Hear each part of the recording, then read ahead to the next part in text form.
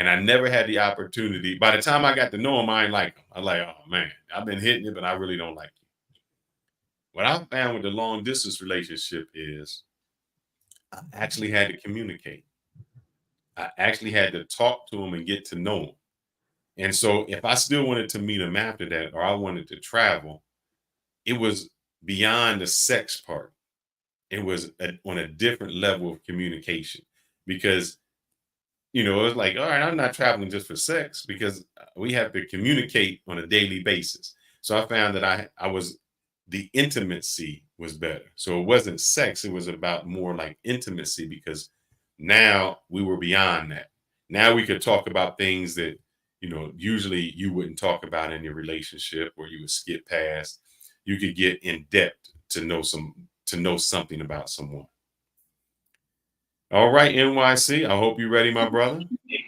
What say you? Are you there, my friend? King, you out. Yeah, I think I'm here.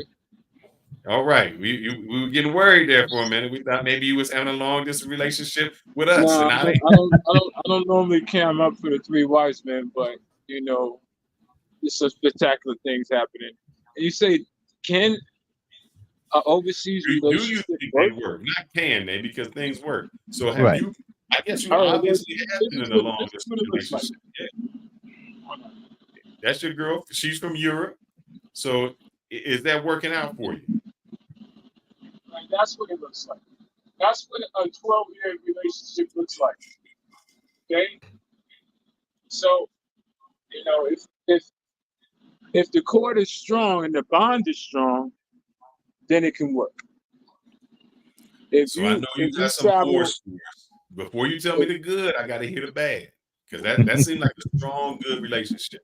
But I know everybody that if you the talk to bond is if the bond is strong, it will work. That means you got to do a lot of traveling. She's got to travel to you.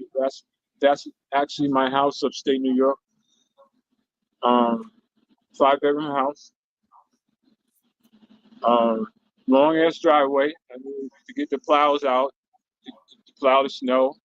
I gotta have landscapers cut the grass, and the bond is strong. It lasts. Like I said, my options that I get to go to all these great places when I'm over in Europe with her to you know places that I've always wanted to go as a child. I never can envision me being in Italy or Rome or Switzerland or Turkey or all the great places that I've been to. Where passport girls think one dimensional. They think DR and Colombia and Brazil. This is Europe. This, as you can see, my wife beautiful. It's me. Europe. Okay, you can't How you think get one over that fear dimensional as a when traveler. you met him?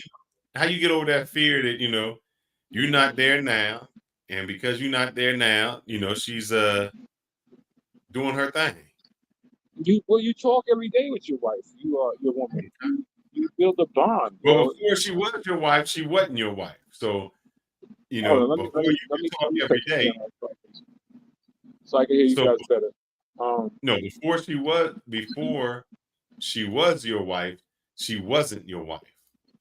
So how did you make it work to get to the point that she was your wife?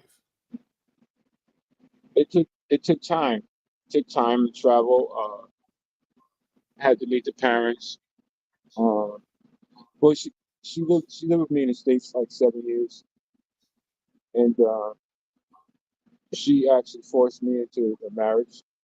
She's like, "Yo, what are you gonna do?" Basically, and she gave me an ultimatum, and I said, it's like we married anyway, so we'll Hmm. fly back to Europe and we'll do it with your family, and that's what we did. So what's your horror stories? My war stories. Yeah, I Mm-hmm. mean, every girl you met hasn't been like, oh man, that's the one. That's it. You know, what's the horror story? So I'm sure you met some girls and you were like, ah. I got no war stories. I mean, they all been respectful.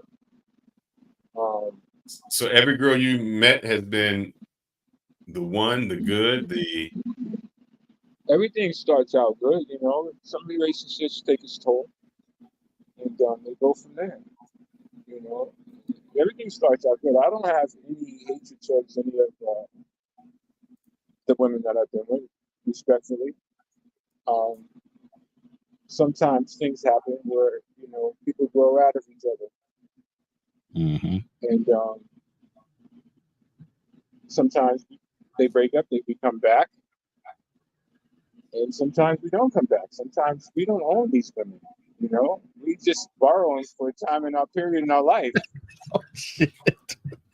and we have to appreciate that. The time that we have with them. Oh, man. We don't own them, so they're free to go anytime they want to go, and we're free to maneuver the way we feel we have to. So I understand. that's how I feel about it. So Nobody. you ever had so every girl you never been cheated on, played on, done any of that. And all we doing, we just showing our girls right now. I'm showing my pet. You do it. Okay. Well, I'm not showing no 304s. I'm showing the actual wife. Right. No. I'm showing my pet. Oh, Lord Jesus. Help him. So on that note, Ronnie's been through 2 marriages. I don't know how many you've been through, Phyllis. I don't know how many Brockman I'm Travels on been my through. first and hopefully last. I hope this is my last. We grow out of each other, and then when we get older, we want a shot at a tenderoni. We don't want really an old chick laying up with us, right, Ronnie? Mm. You're Ronnie knows. absolutely right about that. Yeah. We Hell don't want an no. old beat down chick that got bodies Mhm. on her. We want a young tenderoni. We could watch her do the dishes and put some soap on our back.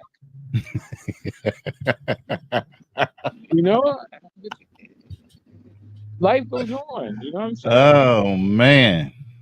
Life goes on, man. So back to the story about I had with you the 3 wise men. Ronnie, Fearless, and Blackman Travels.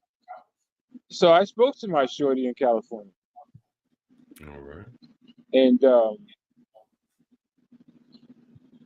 I'm basically home alone right now. She's basically ready to take a leap of faith.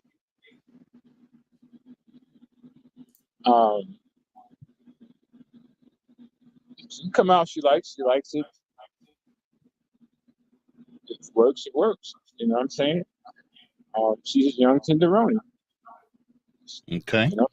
30 years old, pretty as F, willing to work, willing to cooperate, willing to be a partner, has tendency to cry a little bit. She's got some emotional situations, which I find that attractive.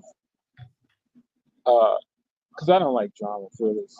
I don't like arguing with a woman. I don't like a woman bringing up the past. Sometimes we need a fresh perspective on things, and sometimes we need a younger perspective on things to make us guys feel younger. Does that make sense? Because the old woman will make you feel old. She say she need a young tenderoni. So you see, here we go. Here we go. So when somebody takes a leap of faith, they're not looking for lunch. They're looking for what they come in to leap that faith to. Okay? And I live in the hillbilly mountains. There ain't no young tenderonis running around here besides me. And she's a red bone. She's African American, and she's pretty, man. I mean, that's all I can say. Time don't wait for nobody. Yeah, that's right.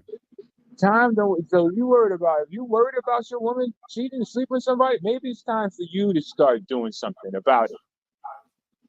Facts. Maybe it's time for you to start to dust your shirt off and say, "Well, hey, I think she's doing it, so I need to be free too.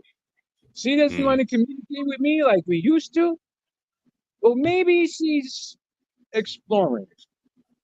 But once she passes that plateau of being tampered with, there's no coming back to me, Ronnie or Felix or Black and Charles. I don't touch tampered goods. Okay, especially when they hold a ring on. Does that make sense? Yes, It sir. absolutely does. So I told her, before you decide to cross that plateau, make sure I get divorce papers or you get served and we both can do that. But if you married and you think you want to come back and you cross that plateau, I'm not available anymore. Because a high value man is not going to stay available like that. If you cross a certain plateau, you have to live with that plateau you cross. And there's no coming back. An ex means one thing. That's your ex. And who wants to go back to your ex? Who wants to go back to the same stuff you left to? Yes, long distance relationships can work if you have the money, the time, and you have a free space in your mind to believe you can do so. All right? I'm trying to answer you guys' questions. It took me about an hour to get on the panel just to say this. No problem, bro. We're going to keep you on a little bit longer, but I want to get to Strictly Travels real quick. So I'm going to put you in the back and I'm going to bring him up because he has something a little different to say. So we'll come back to Strictly Travels. How you doing today? Welcome to the show, sir. I'm doing great. What about you guys? Fantastic. You're doing well. Fantastic. Why is That's everybody good, showing that's their avatar? Do I need to show my other avatar? By the way, that's all real here. Okay. No, you fine. Let me see where my avatar is. I'll wait. So, sir, I think we had some. Well, I want, in my opinion, you may be the most honest person on here because you're saying it ain't going to work. But in the words of my co-host, Kanal, he says that's a bunch of bullshit that you just can't do, that you don't understand. Now, you have entered the lion's den. I hope you can defend what you're about to say. Here's the thing. I mean, I don't believe in long distance relationship, first of all, because I mean, you lose that physical connection. To me, it's very important. I mean, so to me, just like long distance relationship is just nothing but, I mean, it's for dreamers. I mean, it doesn't make any sense. I mean, to me, I'm like, what can I get a woman the place where I'm at? I have to go like miles away. You don't have that physical connection. You have that sexual inconsistency. You have that emotional disconnect. It doesn't make any sense to me at all. I like to be able, when I get up in the morning, my woman is there. Hey, how are you? I mean, making breakfast. So, instead of having like, go ahead. But I understand. Hold up. Say that time will come. But before then, and I understand, sex is important to men. But don't you think that if you meet someone and it's long distance and it has to be more than sex, that now your relationship has become more intimate? It's become a much more different revolving relationship. Because I'm sure as an older man, you've been with some girls, you're like, yeah, the sex. We'll stay longer with some chick because the sex is like on fire. That hood ghetto chick, we should have got rid of that Popeye eating chick a long time ago. But we'll stay good. Why she gotta eat Popeyes, right? Because I think that's the ones that got the fire. They got that fire on. And you stay with them a little bit longer. So, do you think that initially that may be important because you move beyond all the physical? You're like, all right, I got to know this girl, and then later on you get to wake up with her, and then you get to go with it because dating back in the day, not in this generation, maybe not in the last generation, but way back, you courted them, and it wasn't about you get to stay over and fix me breakfast. There wasn't none of that till you tied the knot. You had to actually find out if that woman was for you.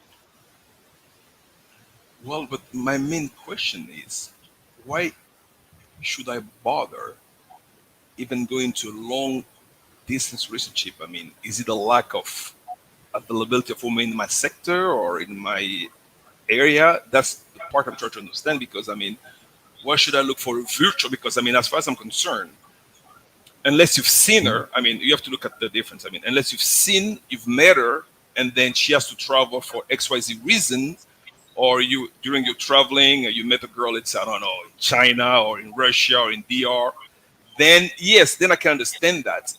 But the end goal, I mean, the gap has to be closed in an area where eventually we're gonna be in the same spot. Either Correct. she comes Yeah. to me or I come to her. Otherwise it's a waste of time. It's virtual. It's that virtual thing. I don't believe in that. To me, I believe in that physical. Okay, well, let me call you, or let me. Okay, what time you gonna be free? I'm going to get you. Hey, Sin, what's good? Yeah, I'm going to pick you up at this Hey, time. in Sin City, let me shout out to Sin City. He does say first, strict. What's going on, my Congolese brother? Hey, Doing Sin good. City, just to let you know, I'm trying to get up to the nasty natty prior to the Labor Day fireworks weekend. So I'm trying to get up there. If I can make it up there, we're going to do some content together. I'm just trying to put some things together beforehand. And, I got some people I got to visit on my way up there. Actually, I'm trying to get up there with the salsa on the square end, because that's one of the reasons I want to get up there. But if I can get up there prior to that, I will. If not, it will be before Labor Day, and we're going to do some content together, my friend. I told you need to do some local content, show that Cheese Coney and Kings Island and all that stuff. And that goes back to you, my friend. I hear your accent. Yeah. So where are you from? Congo. All right. Yeah. Let's say this. You moved to the States. You went back home. You went back home. I got to see my family. My cousins is there. My aunt, whoever is back home. And then you meet her. She come out, that fine Congolese woman. She can't, the women in the States cook, but they can't cook like her. They don't have that body like her, that flavor like her, that accent like her. So you just going to pass that up? Because you can't get her back here right away. What you going to do? You going to pass that up? Here's the thing. You made a very good point. First of all, I mean, you mentioned something about Congolese women. There's a cultural standpoint that we need to pay attention to. When you deal with the Congolese women and you're in a serious relationship, then you meet the femme, and the femme will make sure that the girl is well taken care of. So the reality is totally different if I meet a girl from Russia, in which I'm totally unaware of the culture aspect of it. So it's a whole different thing. When in the Congo, yes, I can do that because I know that she's gonna be taken care of by her family. She's gonna be home. She won't be going out because they know that she's waiting for me. So it's a whole different, it's a whole. No, we're gonna hold you to it. You said Sure. it. Let me go back to what you said. I know you said in here, it don't work. Long distance relationships. It's for dreamers. I said, yeah. Because I mean, so what you dreaming of your Congolese woman now? What's going on? no, if it's the Congo, yeah, I can stick with it because I know I have. I mean, maybe you're gonna call me a control freak. I know I have some type of control over the relationship. Why, if a girl from Russia, I don't know what she does in her spare time. I don't know. Well, hold up. Now you saying what you trying to say is, all right, I don't know. Are the Congolese women better than the Russian women? Well, I'm not saying they're better, but culturally, there is more respect in a way where if you meet the parents and they know that she's engaged or to be married or there's a serious relationship coming into the equation, she'll be there because she doesn't want to lose that opportunity. She won't even try to do that because it's a cultural standpoint. It varies. So where are you located now? In the States? No. Right now I'm in the DR. Oh, okay. What city you in, my friend? Yep, I'm in Santo Domingo actually. My wife's Dominican. I've been there for 20 years. All right, Santo Domingo. I got a place out there in Abraham Lincoln in February 26th. And you said your wife is Dominican as well? Yep. I live in Piantini actually. I'm in Piantini right behind Blue Mall. That's three of y'all, all Dominican wives. There. Nobody likes this place, man. I've been going to this place, and my wife knows because they shut it down in Santiago. But I love Provocon, man. I just, Provocon? Yeah, Provocon. Yeah, the food place. Yeah. I love that place. Everybody's like, you want to go to Provocon? I'm like, man, I love the chicken. I give me some chicken rice and some yuca. So I know exactly where you at over there. Exactly. So Yes, Abraham Lincoln. I'm actually Churchill, like Churchill, and exactly right behind, literally, like a few blocks from Blue Mall. Yeah.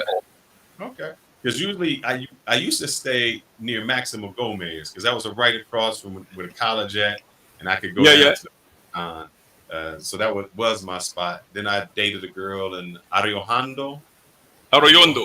Arroyondo. So I Okay. had a little bit further. That's why I know Provocon because the street to get Yep. to her was on Provocon. Yeah. So I know Yeah. exactly where you at, my friend. You're doing good down there.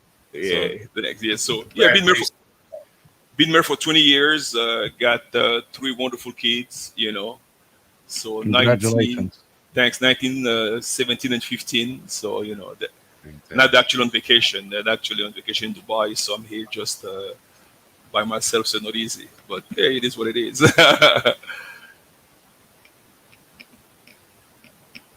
You're muted. No, Yeah, I'm Fiona asking because Benafruta. Oh man, I'm just thinking. I'm having flashbacks, bro. I always go to Benafruta. They make the Zapote shake. Oh Yeah, Sapote shake. Yeah. You like Sapote, yeah? yeah, people here don't understand it. So I'm sorry. You bring it back.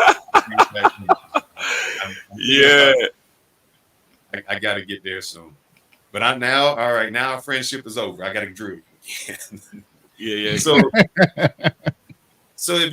how did you meet your wife? Were you in DR when you met your wife, or? Well, here's how the did thing. Long story. The way it got started, the way I get. Before we do that, I'm sorry, guys. We need to spice this up, man. You made a statement, strictly travel, Yeah. about long distance relationships are for dreamers. Speak your piece, man, because I'm gonna push back on this. Go for it, man. I'm gonna Hold give up, you a let me turn second my to camera off for a say what second. you got to Y'all say. go And I'm ahead. gonna go in. I'm Okay. gonna go get a refill. Yeah.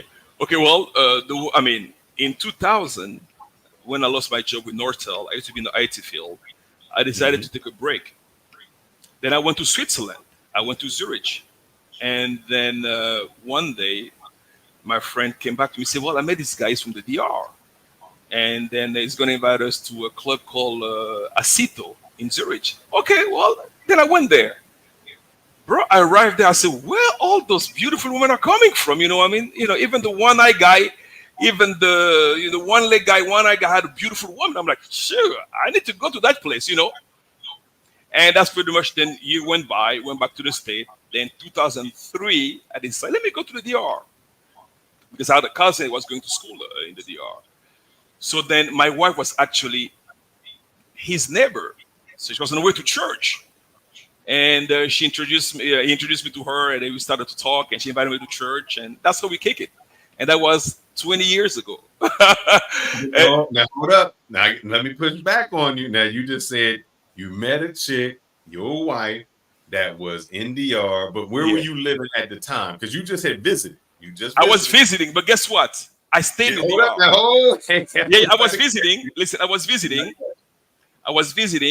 Then I met her. It was in August 2004. It was 2004. We got married in October 2004. A month later? A month and a half later. You ain't have you put that DR motion on you, brother, that Latin love, man. You can't have a long distance relationship. You just move right in. I moved right in, and then at the time I was in the IT field. Then I landed a job with Orange as IT director. Then stay in the DR. So I was the DR from 2004 up to 2008.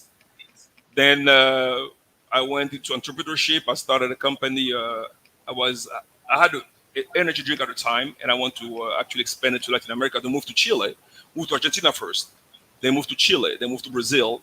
Then I stayed from 2008 up to 2012 and 2012 in Chile. Then moved to Dubai. Was your wife traveling with you the whole time? Okay, all right. The whole time. Then I moved to then decided I moved to Dubai. Then now I'm into Crown Road. Now I'm into finance now. So I'm in there for vacation, and then but I'm actually based in Dubai for the past since 2012 for the past 12 years. So I mean, we've been together ever since, you know. Well, I had my stint, I have my issues with other women during those years, but It's DR, man. We understand. I was there when, man, let's see, I got to date myself. So, you know, San Isidro? San Isidro, yeah? They used to have a bar called Eagle. Eagle, yep. You know Eagle, don't you? You get in trouble if you go to Eagle, bro. I just letting you know. Barcelo, you got Barcelo Imperial. Yeah, classic. Real. Nice. People who can't drink the cheap stuff. I'm just letting you know. We do. Yeah, Barcelo Imperial. That's what I'm talking about. Guys, let's bring it back to the original statement that he made. You guys going off topic. Trying not to hurt him too much. No, I'm falling asleep. Smoke. No, I'm falling asleep. So I'm like, all right, I'm falling asleep here, man. He made that's that itis from that good food your wife just cooked you. Stop it. Mm-hmm. Nah, man, I'm good, man. He made a statement that long distance relationship for dreamers. I want him to explain that. And he hasn't explained that for the past 20 minutes. Well, here's the thing, because to me, it's like dreaming. You're on the phone all the time. Like right now, we're having a virtual virtual conversation, and that's pretty much it. But if I met Fearless in person, I know exactly what it's like. I can get the feel of things. So to me, talk to someone virtually on the phone all the time, you begin that physical connect. So it's just like dreaming. It's like going to sleep and fantasizing on things. That's how I look at it. Me personally, I like that. I like that physical contact. I like to be able to smell her, to feel her, you know, to be able to entertain with her, like to touch her hair, to be able, you know. I'm very physical, so I like that emotional contact, that physical contact, rather than just like that fantasizing into, like, to me it's like playing a PS4, PS5, you know. They're like you're really thinking in a football game, but you're not really. It's virtual. That's how I look at it. So to me, that's what I say for dreamers. I believe in that. I'm old school when it comes to that. You know, I know where my wife is. I know exactly. You know, I don't see what's the purpose of entertaining a long-term relationship unless there are established deadlines in which, okay, perfect. You know, in the month you're gonna move in with me, or in next. You know, you have to have an established deadline schedule where eventually both people are going to be in the same place. You know, they're going to be able to connect, because I don't see why. I mean, to me, it's just a waste of time, because I mean, to me, that emotional and physical connection is very, very crucial in order for a relationship to work. I mean, that's what I think. Because so now before Kanal comes in and tears you a new one, I want to hear the reverse. You are in DR. So do you see the guys coming? So do you see the women over there when they say, "Oh, that's my girl," you know? So the gringo is claiming that Maria or whomever, Mary Bell, is his girl. How do you see, what is Maria saying? You know, is it Maria's heartbreaking? Is she just using? I mean, you know, they say. Well, here's the thing. I will not say that it happens with every woman. What I've seen so far is that Maria, when John is abroad, you know, Pedro is here, you know, and that's what I've seen, you know, and it's constant. I mean, it's something constant, you know. Let's say out of 10, I will say about 8 of them that I've known, that's what I can actually collaborate at. That's exactly what she's doing, you know, and that it's just part of, you know, so, and I know people personally, I know they have boyfriends, and when they're abroad, then I also know there is a woman that I know. Her husband lives in the States, and when she comes to DR, she has a local guy here, and that's actually my wife's cousin. And the other girl was married abroad, you know. And the other time she said, "Well, you know what? I won't be able to see for next 2-3 weeks because my husband is coming to town," you know. So you know, so when I see those things, I'm like, I said, who am I to think that I will be exempt from that? Why? I'm so special, you know. I have maybe a thing that vibrate that nothing, you know, like I don't know. I want to know, you know. That's what I want to know, because what's going to make me different than the next guy, or you know, or what is going to make my woman different? Because Dominican women, when they cheat on you, they get scientific on you, bro. He said scientific. Oh yeah, bro. They will. You'll be surprised, you know. Hey, what you doing? Oh, I'm in the bed, I'm sleeping, but Pedro is in the bathroom. He like, you know, waiting for you to come out. I mean, I've seen things, you know, that you were like, whoa. So when I sit up, like I said, well, what can this happen to me? I'm like, what would I think that I will be exempt from that situation? So that's why I'm like, you know what? I don't believe in that, unless you have like children, you have like a long-term relationship established, then it's a whole different story. But in the beginning, they'll play with you big time. So what about Pedro? Is he upset? Is he just happy to be there? Pedro doesn't care. Pedro's happy because Pedro has less money than the guy than the husband. So Pedro is just the one, he's living off John's money. That's exactly what it is, Take care of John, get him stuff, Pedro is just the sex body. And that, and you see that all the time, So when I see them, like I say, why would I think my situation is going to be any different than John? It doesn't make any sense, And I've seen multiple occasions. I mean, I have so many examples of that, So that's why I'm like, you know what? Unless she's not there physically with you, you don't have a woman. Ooh. But I'm stepping back. I'm gonna let Kanal handle this, my friend. We'll come back and be friends thereafter. But I throw you to the Lions Den. Kanal, he's all yours. Or maybe not. But did Kanal back down? He wants to live in the AC. Did he give up? Kanal, you there? No, you're muted. I don't know. I think Kanal back down. Maybe you subdued him, Strick. Strictly, you might have got him. Your point. Maybe you got him. I don't know. He muted up and disappeared on us. No, because especially older men. We've been dreaming. We've been thinking that we still got it, like when we were young. That's not true. Let's face it. We got this guy right here. I don't need Arabic name. Come on now. He said it's bullshit. Let's stop the madness. Well, Man, that's what Strictly is saying. He said you can't leave them the Latin lovers alone. They'll be somewhere. So wait a minute. I'm going to push back just a little bit with Strictly. So Strictly, the woman you've been with, and you're saying now damn near 20 years, you don't know her well enough to know that even if you had to go travel for business for a little while, you couldn't trust her? I've said something different. We have 3 kids together. We Yeah. have. You don't think the kids going to tell? No, first of all, the kids will tell. And then, my kids are like, well, first of all, I trust her. She's like, she's. So there are exceptions to the statement that you made. He's like saying I've said, already established. They're already established. Maybe because we're established. If we were not established, I don't know. You know what I mean?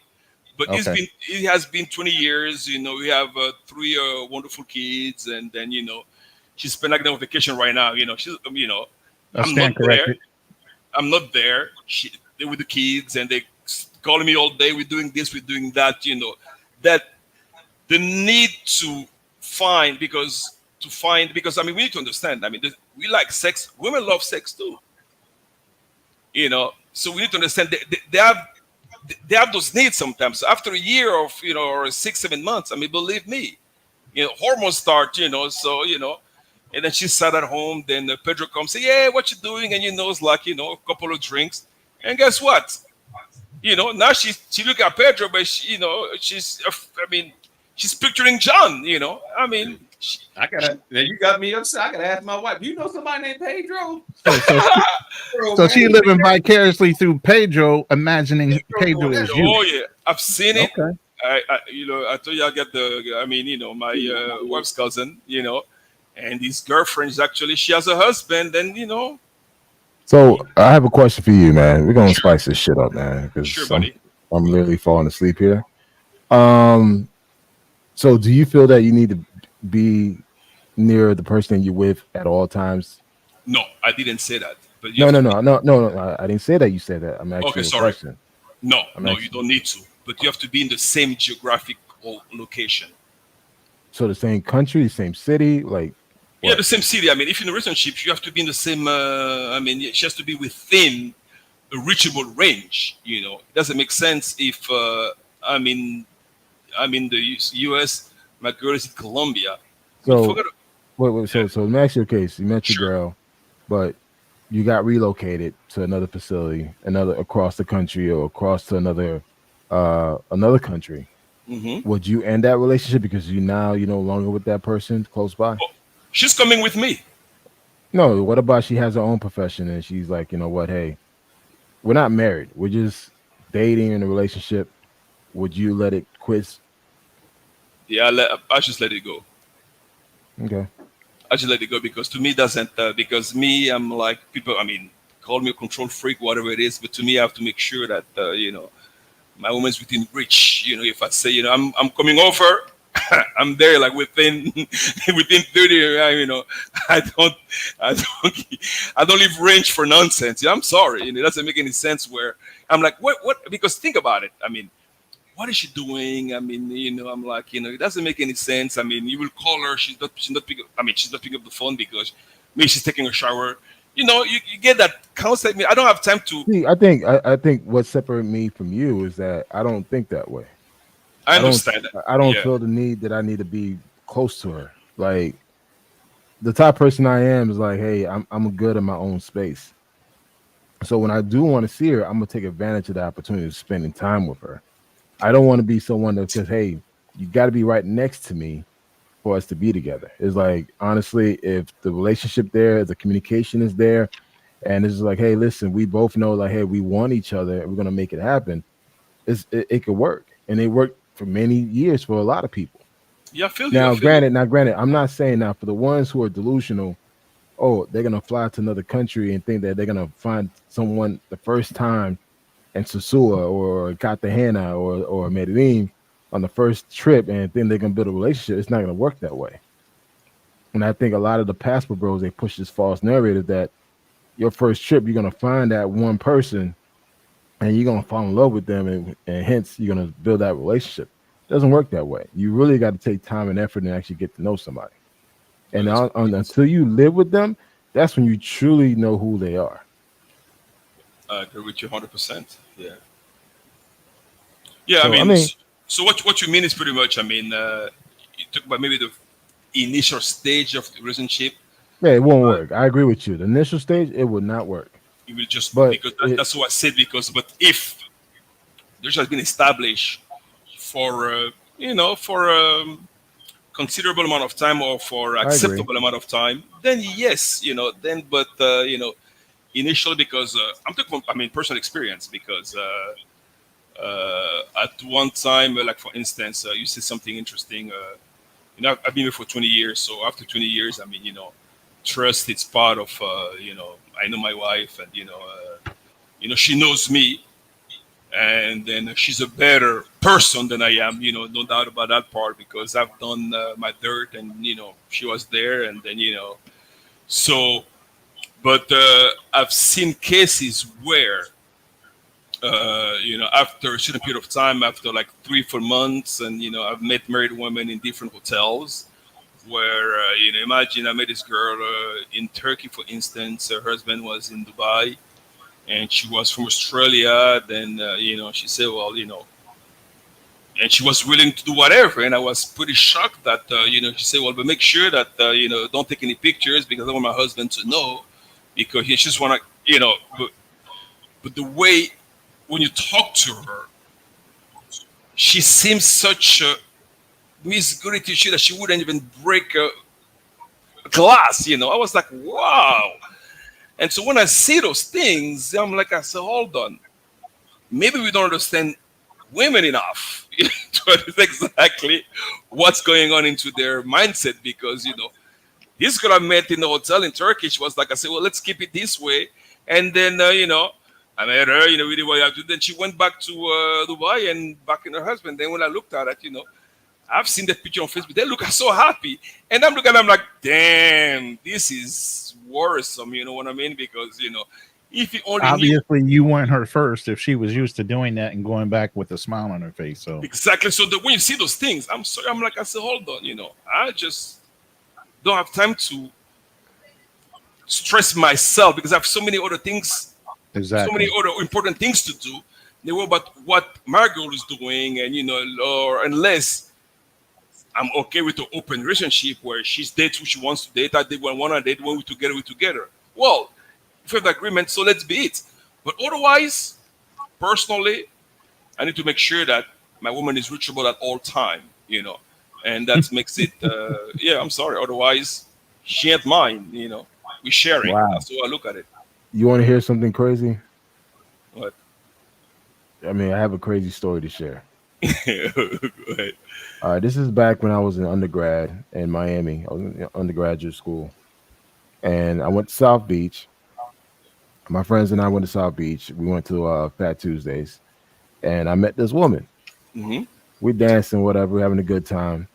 I didn't know that she was married, but her husband is the police of Miami Beach. Oh hell no! She Trying to took get me you to shot. we went to the bathroom stall. God! She gave me head. She gave me head in the bathroom stall, and guess who came and picked her up? Her husband. Her That's husband. what I'm saying. And I was like, well, and guess what? He had his police uniform on. He just got off a shift. So it doesn't matter if someone's gonna cheat on you, they're gonna cheat on you. It doesn't matter how Oh, close yeah. and far they are. So it's just like, that was a learning experience for me to see that, and it's like, wow, this dude came with his uniform on, picked her up. She had a few drinks and she left. So I got to go. Bye. It's like, okay, Wow. life in Miami. So strictly travel. Do you think because you've seen the Pedros and the girl in Dubai and places like that, that has jaded your trust? Well, I wouldn't say just my trust, but I just don't leave room for nonsense, and I'm clear about it. I'm like, she knows, like, don't ever, don't let me ever catch you, because it's there's no room for negotiation. It's just a quick.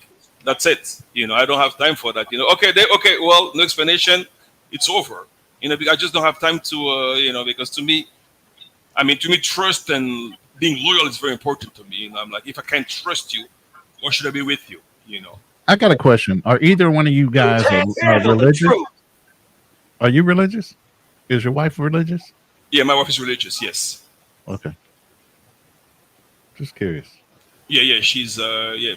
When I met her, she was on her way to church, and our first day was at church. Actually, me, I wasn't into that, but she's still into those. She has those more. She has those belief and values and so forth. So Okay. I guess he leveraged a little bit, but still, Yeah. So Do you think that might be a demon of yours, where you have that level of mistrust based on your past history versus hers? Most likely, because I've done some things. So yeah, most likely, I think so, because I haven't been so, and so I've seen things like, okay, for instance, when I'm gonna tell you, when I was in Switzerland, the girl I met she was married, and she had a husband. So when I saw it, I was like, okay, and that was in 2000, and so to me, I was like, well, she's married, actually, the guy that invited us to the club, because my friend met him first. Then he took us to the club. Then I met him in the club. Then his wife was interested in me, So when I look at this whole mess, this whole, Yeah, mix up, yeah. You putting your demons on your wife, though. So I'm like, I know on everybody, on any women, my wife, she hasn't given him any reason for me to doubt about her thing, So I don't have but the things that I've lived and seen in the DR, and with some close friend of hers, Another story. One day, we at home, we're having a party. I just came from Dubai, came to my house, and having a party. Then this girl, a friend of her, arrived after a few drinks. I'm in the kitchen, pretty much making myself a drink, and then my wife was in the family room, and then she comes and gave me a kiss. And this girl is married. And I'm like, I said, hold on, and she has nothing to look for because her husband is got lots of money. It's a way, I'm like, what is she looking for? You know what I mean? When I see those things, really, I can't help but have my mind like, I said, hold on, He has no clue. I'm like, she came and literally gave me a kiss. I'm like, this is crazy. You know, I'm like, and I was there maybe, I mean, that's the first time I met her. You know, I just arrived, you know, she just heard about me. I don't know what what she heard, but, you know, she was like, you know, I'm in the kitchen making my drink, and, you know, and she came and gave me a kiss. I'm like, and went like this, like, I'm not entertaining that. To me, that was a setup. I'm like, hell no. And she was fine, you know. I was like, I'm not entertaining that nonsense, you know. I just left it as is and it stay as is, you know. I'm not, because to me, I was like, Question though, what if your wife was testing you with her? Did you go back and tell your wife that happened? Of course I told my wife. What did she say? I told her later on, she said, well, I knew that was her. I'm like, you know, I knew, because she always she knew that was her personality. Yep, she that was her As her friend. personality. Yep. Mhm. And, you know, so But at least you told her, because yeah. had you kept it a secret, that means there was some underlining things that maybe you wanted to explore with her friend.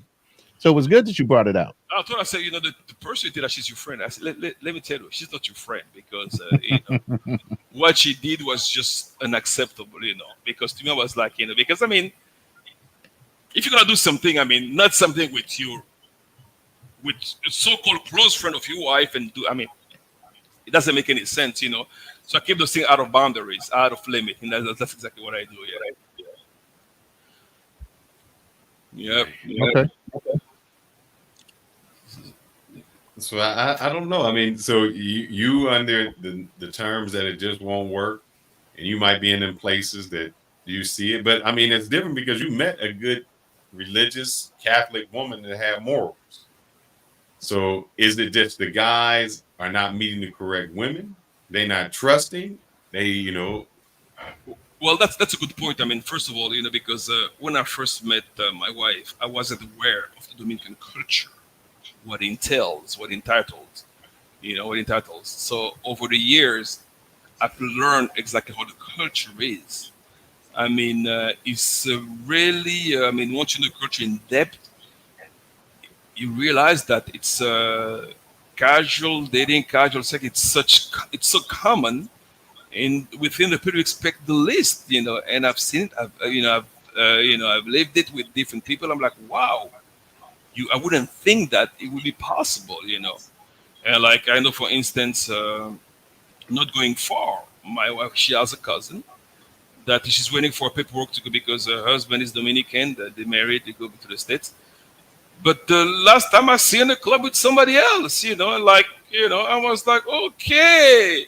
You know, when you see those things, you're like, wow, you know, how many more are just in that situation, you know? It just makes you think, you know, and that's pretty much, you know, I have like another story. I have a friend in Dubai. He's from Pakistan. And then every morning, there's a local girl, she's Emirati, who comes to his place and services him. So the husband thinks she's at work, right? So she has the same schedule. She gets home at 3, 4 o'clock in the afternoon every day. She's about 7 o'clock. But before she gets to work, she gets serviced. And my friend came to me and said, you know, I'm tired of this, because, I mean, I don't operate well in the morning. You know, that's what he said. You know, he said, my thing don't work in the morning. You know, I like to, you know, but like it's the only time she has available. She comes to his place, do her thing, and goes to work. So she has that set schedule. And you talk about a very, between quote, conservative place, and you see those things. Then you wonder, what's the reason? Well, then I find out that her husband has like 4 wives. She doesn't get serviced. So, therefore, she looks for that intimacy elsewhere, you know.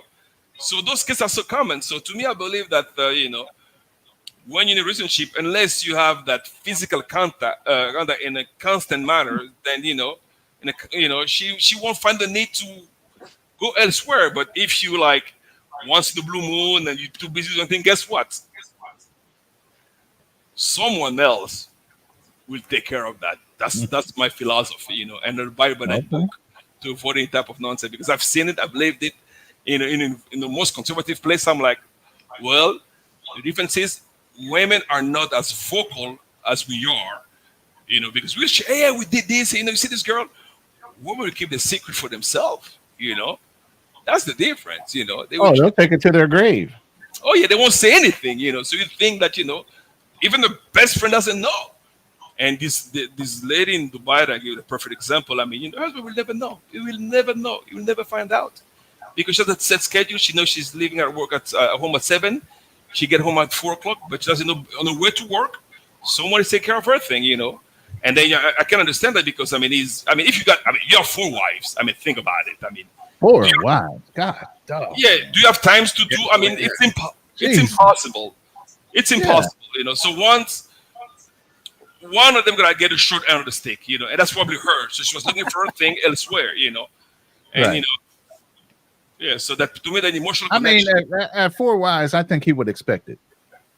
Well, here's the That thing. somebody's not being satisfied well enough. But it's so. I mean, now things have changed in the United Arab Emirates. Things are not the same because the young generation, they're just in the monogamous relationship. They're looking for wife because first of all, financially, it doesn't make any sense. And what do you want to have 4 wives? Because we're gonna have a preference of one, and after a while, to me, just ego doesn't make any sense to entertain. You know, to entertain having 4 women at the same time. That 4 women doesn't make any sense. But Right. from your standpoint, you know, the moment they have, they think that's what they need to do. So they have, you know, they can do it. But to me, I look at financially just a headache, and even emotionally and physically. I mean, you know, imagine, you know, like you know, it just, you know, yeah. So that's what it is. So yeah. Can always say the brother seems like he got some great points. He done seen Pedro, he done seen Muhammad over there doing it. He done seen all of it. So he's got first hand knowledge of what's going on. They just chose wrong people. That's it. Well, I can agree with you, but all you know, it's like a lottery to be able to choose, as you said, the right person. I mean, it will take a while because when you first meet a person, first of all, it depends on which circumstances. Like you go to a club, you meet a girl, okay, perfect. You start, you kick it, you know, then she seems what it is, and then over time things change, you know. So unless you do a background check, a family background check, you know, it's not easy to really to initially unless you grew up with the person, then things can be different. You know the person to some extent, but you still don't really do because usually as men, you know, especially us who travels a lot, you know, we go places. You meet girl in the club, you meet girl in the bar, you meet girl in the restaurant. You know, we don't meet them at church, we don't meet them at school, we don't meet them at university, we don't meet them in the workplace. We meet them in specific circumstances. So you don't know the person until you're actually involved into the relationship, you know. So to me, just it's a lottery, but it's not easy at all. You know, I mean, it's not easy at all. You know, I've been married 3 times. You know, my last one, you know, so I was my 2 first were Americans, then my last was Dominican, and that's the one that lasted the longest. You know? 3 times. With your American chica, Yeah. brother.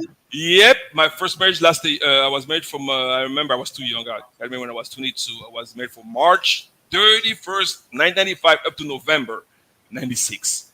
And after that, Was she a black woman? she was a black woman. She was actually she was born in the state, but dad was Jamaican, mom was American. And then after that, I dated as a girl from D.C., but parents were from Louisiana. We were together. We had that's more about my oldest daughter. She's 24. Another black woman? Another black woman. We were married from 98 up to about 2003. Lasted like almost 4 years. Then after that, this is my last one. We lasted like 20 years. So so it took me 3 times to get it right. I guess I don't I'm know. just gonna let you know what you just stated. That probably shouldn't go past this panel. There's some spaces where that will not be accepted. I'm just letting you know. I know. You might not want to say that too loud. I know. So So what do you find different? I mean, okay. I'm supposing you were with those people. Do you find just the culture was different? Do you find, you've seen it. What do you find is different? between Those women, your woman, how did that work? And I'm still waiting for him to push back from Cano. I thought he was bringing the fire. I seen him sipping on. He said he agreed with him. I After agree you with heard him. Yeah. I'm sorry. I mean, honestly, I'm not gonna disagree for the sake of disagreeing. So he made some valid points, and it's like, yeah, he's right, and he clarified. So I was like, okay, I'm good. I mean, Phil, as you've mentioned, compared to my first wife and my actual one, Mm-hmm. night and day, night and day. The treatment, the caring. I mean, before I felt like I was dealing with another man in the house. I mean, the cleaning, the house chores was always, you clean your plates, you have to do this, and but now I'm like, my wife, even when I get mad, she doesn't argue back with me. She just looked at me like, okay, when you don't, she talks to me. We don't have that yapping going back and forth. And sometimes I even feel stupid after I do that because I'm like, well, what did I argue with her? I should have just kept my mouth shut. So I just retract myself. While before it was like, So you're saying that your Dominican wife doesn't, what would be the word I'm trying to find? It's not tick for tack. She doesn't retaliate. She doesn't actually. We have that. She's in her feminine. I just say she's in her feminine. Oh, 100% feminine. I mean, I'm here. I feel like, she's worried about something. She acts, if I'm upset, she will ask me, "What's wrong with you?" She want to know, when you were ready to talk. Before, if you mad, that's your problem, like, I mean, so it's a whole different, ball game. It's incomparable, 100%. I mean, because we need to understand. I mean, I'm not saying that Latin Americans are perfect or anything of nature, but we have to look at the cultural aspect. Those girls are bred to take care of their mate, of their husband. That's how they look at it, and they don't see themselves as our equal. They don't see it at all. You just don't see it. Like it was a small incident, a very small thing. And, but I mean, wait. Sure. But isn't that more of a society thing? It's Because here's my thing. We need to stop comparing. It's a cultural thing, but also a society thing. Like we need to stop comparing American culture and way of life and how we are as people. Americans, we tend to be more go-getters, men and women. We tend not to be pushed. We tend to push back as people, as Americans. No, I'm saying as Americans, men and women. You said something interesting. Because, like, okay, for me, I'm Haitian, right? I'm Haitian. I'm from Haiti. Okay. And the thing is, my personality is a lot more aggressive than my brothers and sisters. Do you know why? Because you grew up here. I grew up here. My demeanor, my attitude, the way I see things, the way I tend to be the most aggressive person in my family. Because the way I think like an American. I do like American. Like even my little sister, she's the same way. Compared to my older brothers and sisters who were raised in Haiti, they're not like that. That's what I've said. It's a cultural thing. So culturally, they were bred from the beginning to be in that symphony. But let me tell you something. I know a girl. She's actually a minister of the public administration. And guess what? She makes more than her husband. She's still a woman. She's still feminine. And she makes more than he does. And, it's not like, financially, she can just tell, you know what?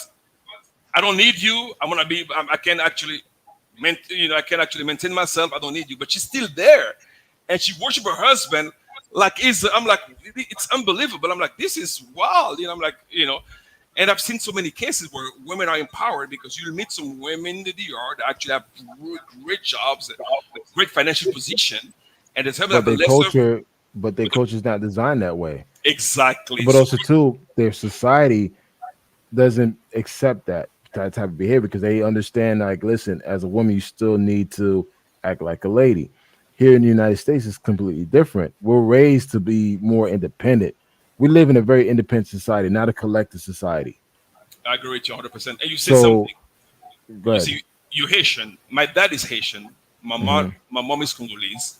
Okay. My dad moved to the Congo in the early 60s. I don't know if you remember.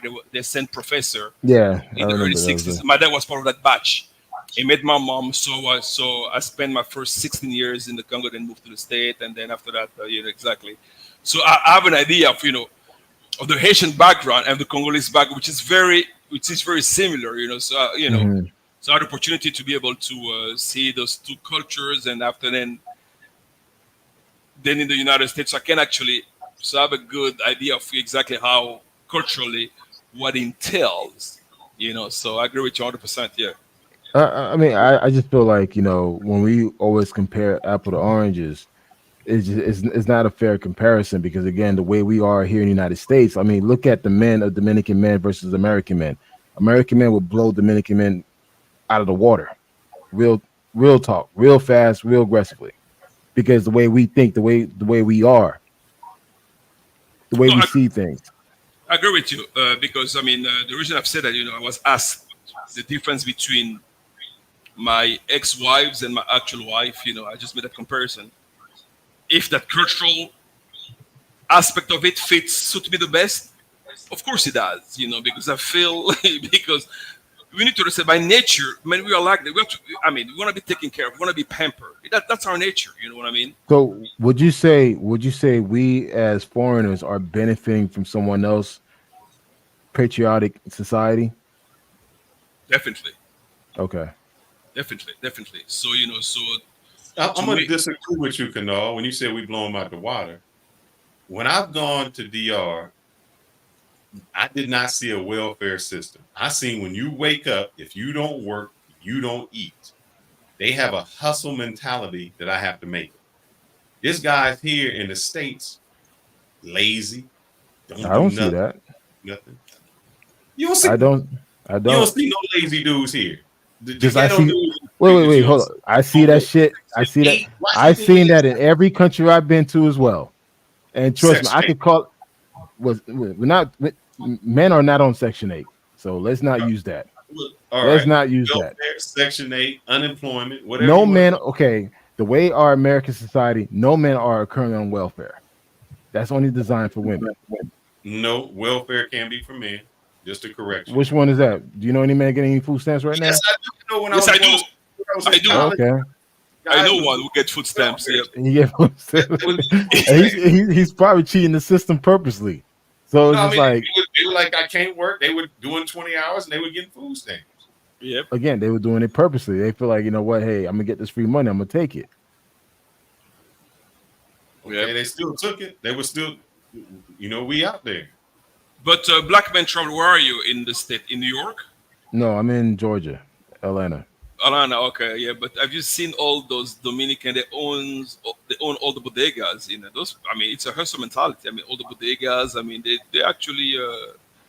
And do you know that last year, I believe, I don't have the numbers clearly. I know it was 20% of the GDP of the year come from come from people sending money back to. Is it the billions of dollars that would actually send back here? So they really, you'd be surprised that those guys go there with a purpose, and they really. But I mean, but at the same time, strictly Charlie, I think that applies to all immigrants. Immigrants who that's coming from another country, that come to the US, they see it as a land of opportunity because these are the same opportunities that they never had before in their country. I Like, agree. Yeah. I'm sorry. No, I agree with you. But what I was saying was pretty much in reference to what you said that black men will blow Dominican men out of. So I'm not sure about that. No, I'm saying I said American men. I didn't say black men. I said American men. American men. Yeah. So it's like the thing is because the way we are, I mean, if you are part of the capitalism, if you believe in that, we tend to take advantage of that opportunity. But here's the thing. I wouldn't make. Here's how you wrong. You just prove yourself wrong because you said that an immigrant that come. So will an immigrant? That No, comes see, here, go ahead. I'm gonna check you on this. Go ahead, because I'm speaking from experience. But will go an ahead. immigrant that comes to the United States blow Americans out the water? I never said that. Wait, hold on. I never said that.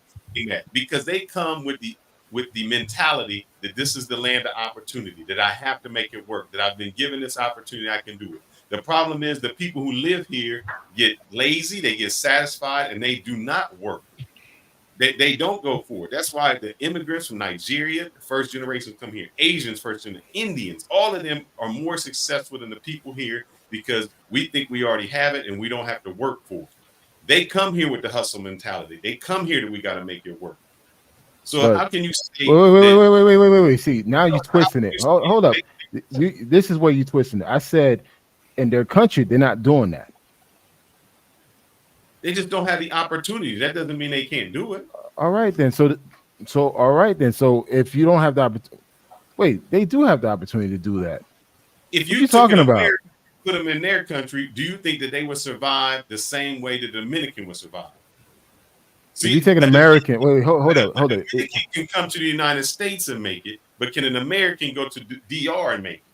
I think so. Yes, I think they can. Starting with Wait, I'm gonna give you a perfect example. Look at Punta Cana. Who owns majority of all that shit over there? But that's rich white people who own the majority of stuff. No, over as, here. hold on. The Punta Cana group is owned by a family called Ryanair, which is a Dominican family. There are actually they're in billions of dollars. It's Ryanair. His name is Frank Ryanair. Is the richest man in Punta Cana in DR, and it's Dominican. So the whole development of Punta Cana is actually a Dominican guy who actually decided to do it. But the buyers are Canadian, Americans, and now guess who? Haitians. All the rich Haitians who left Haiti coming to DR and buy all those properties. Okay. We're gonna use DR as a perfect example, right? Yeah. I met this construction owner. He told me the reason why he tended to hire Haitians over Dominican is it's a Dominican dude. Dominican dudes don't want to work. They don't want to work in the sun. Wait. Hold up. Let me finish. Okay, go ahead. Haitians are foreigners, so they go into that country willing to work for whatever. So they got that hustle grind mentality. Hey, listen, I'm just trying to survive. Immigrants come to the U.S. have that same mentality. They realize, hey, I'm just trying to survive. I'm on survival mode. I got to make this happen. I'm part of that immigration group that came here during the 1970s. That we didn't have the luxury of food stamps and Section 8.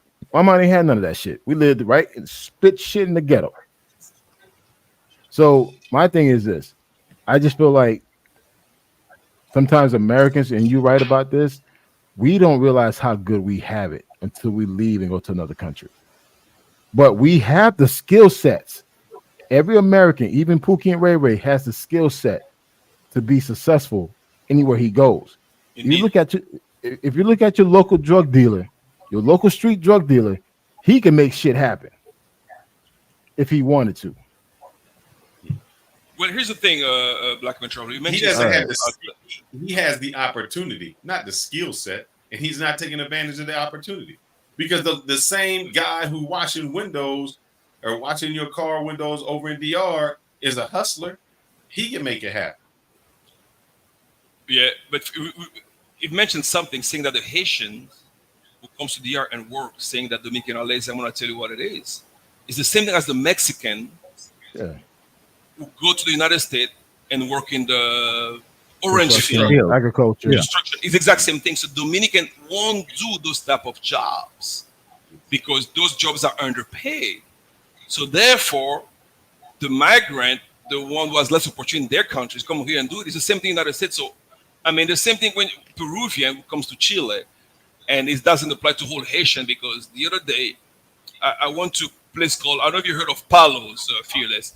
It's a very popular bar in Piantini, Palos. And I was talking, every time I goes there, there's a group of Haitians sitting there. The other day I just went and sat them with them. Guess what? They own the place. Fresh food in the yard. It's owned by Haitian. Guess what? Well, even though people don't consider me as Haitian, all the Texaco here in the DR are owned by Haitian guy, Gilbert Bijou. People don't consider him as Haitian, but I mean, he has a Haitian passport. He was born in Haiti. Gilbert Bijou owns all the Texaco here. So you have lots of. So what I mean by that, we have a tendency of pretty much encapsulate, put a group of people in the same basket, but then you have a group of them who actually making the economy work. So technically, without Haiti, there's no Dominican economy. You'd be surprised. The border market. I mean, they have that bilateral market they have in the border. I mean, you know how many millions of dollars this contribute to the Haitian economy? When the border was closed, those people were complaining because they were saying that people from Haiti come and buy millions of Dominican pesos, and I was surprised to see that. I was like, wow. they understood things a little bit better. Like lots of those businesses. To be honest, just to piggyback what you said, Strictly Trevor, Sure. when the Dominicans decided to play that hostile bullshit game and closing the border, guess who did it hurt the most? It didn't hurt the Haitians. You know, you It heard hurt them. the Dominicans. It They did. hurt their own people. The Dominicans were protesting like, "Yo, we need to open the borders up Ex- because we're not making any money and we're At losing." all. So, interesting point, Strictly Trevor. Yeah, That's a good point. that whole area was just dead. People were complaining. I've seen a lady. She was like, she was selling 700,000 pesos minimum a day, and when you convert it to dollars, that's like $15,000. I'm like, $11,000. I'm like, hey, and look at this lady. Like, are you serious? It's huge. I was like, wow. Would have I known it? I would have got business Would because have built a stall and started doing it yourself. I was like, wow. is Currency that- exchange is big money. I'll say this. I want to answer this question from Phenom 11. He says Americans understand the business systems of entrepreneurship. Bullshit. Understanding and doing is two different things. Because I know foreigners that come here that open businesses, open the salons, open. Understanding doesn't mean anything because you're not doing it. Americans work for other people.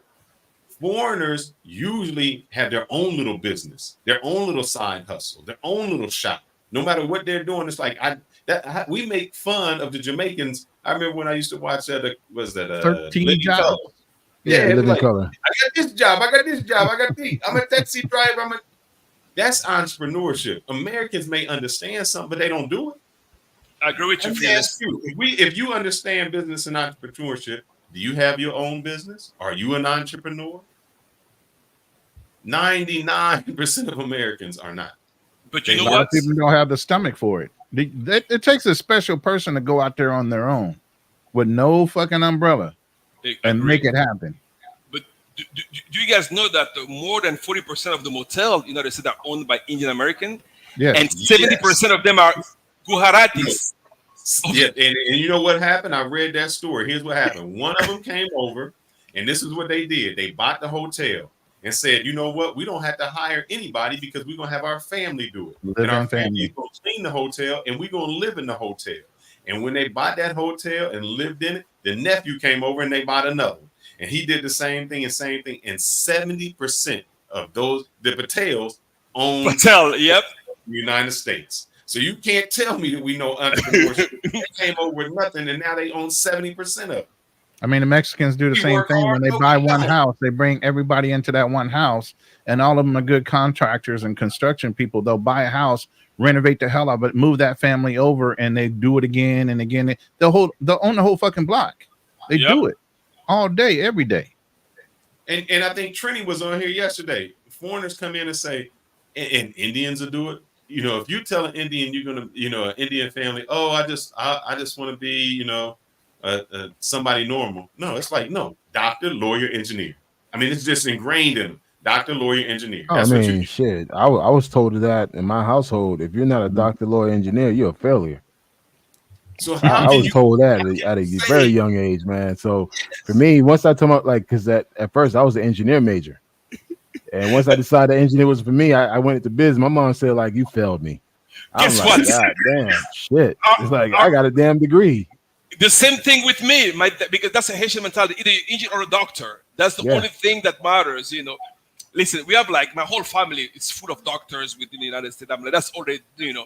If you didn't go to engineering or you're not a doctor, you failed. They're like, Yeah. that's pretty much, yep.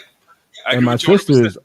sisters, all my sisters, I have 4 sisters, all head nurses, all of them. It's just like you tell your mom you becoming a teacher. Teacher, what? You ain't becoming a teacher. She'll go to school with you, make you withdraw from that program and register to that nursing program. Like, no, I'm gonna be right there while you doing it. So how can you say that we are better off than the foreigners? No, But here's the thing. It's proving my See- point. It's not see- proving your point. I said I as Americans, if we were to go to their country, I never said this country. but guess what? Listen to what I said. I said we go to their country. Most of the businesses that you see in these countries, particularly DR, because you have more American expats, are opening businesses there. It's not the local Dominicans are doing it. It's the expats. Which color are they? Most of them are shit, depending where you are though. If you're in the north zone, south zone, which areas? Central, Listen, east? I've been to Punta Cana. Unfortunately, all the owners are white people. It's sad to say They're all that. Russians. They're all Russians. No, if you, I mean, you're gonna see. I mean, Punta Cana, you have Russians, Canadian, and Americans. But guess what? I've been there because I have a place in Punta Cana, and then the guy who sold me the place, and he was say, I imagine I was the first black person to buy in Cap Cana, and I was shocked to see that. But And it's a when you- nice place. But too. but guys, I did say Americans. I didn't say Okay. black American, white Okay. American. I didn't put race in. I Americans, said Americans, American. I agree with you because do you know there is another thing in the Congo? The richest man in the Congo, his name is David Blackner. Guess where he's from? United States. He lived in Kinshasa, the DRC, for years, established an empire. Because the thing about us, unfortunately, we have lots of prejudices. We come to a place, we start looking at the negative things, and we just run with it. While the other one, the other race will come there and look at an opportunity and run with it. Things that we don't do. And I've seen it, which is a sad reality. I've seen it. We have lots of you're more likely to see you're less likely to see a black guy in an African country doing well, but you guys see a white guy, he doesn't even criticize. He get there and go in the woodward and he will do extremely well. And I've seen it on You know how multiple how many occasions.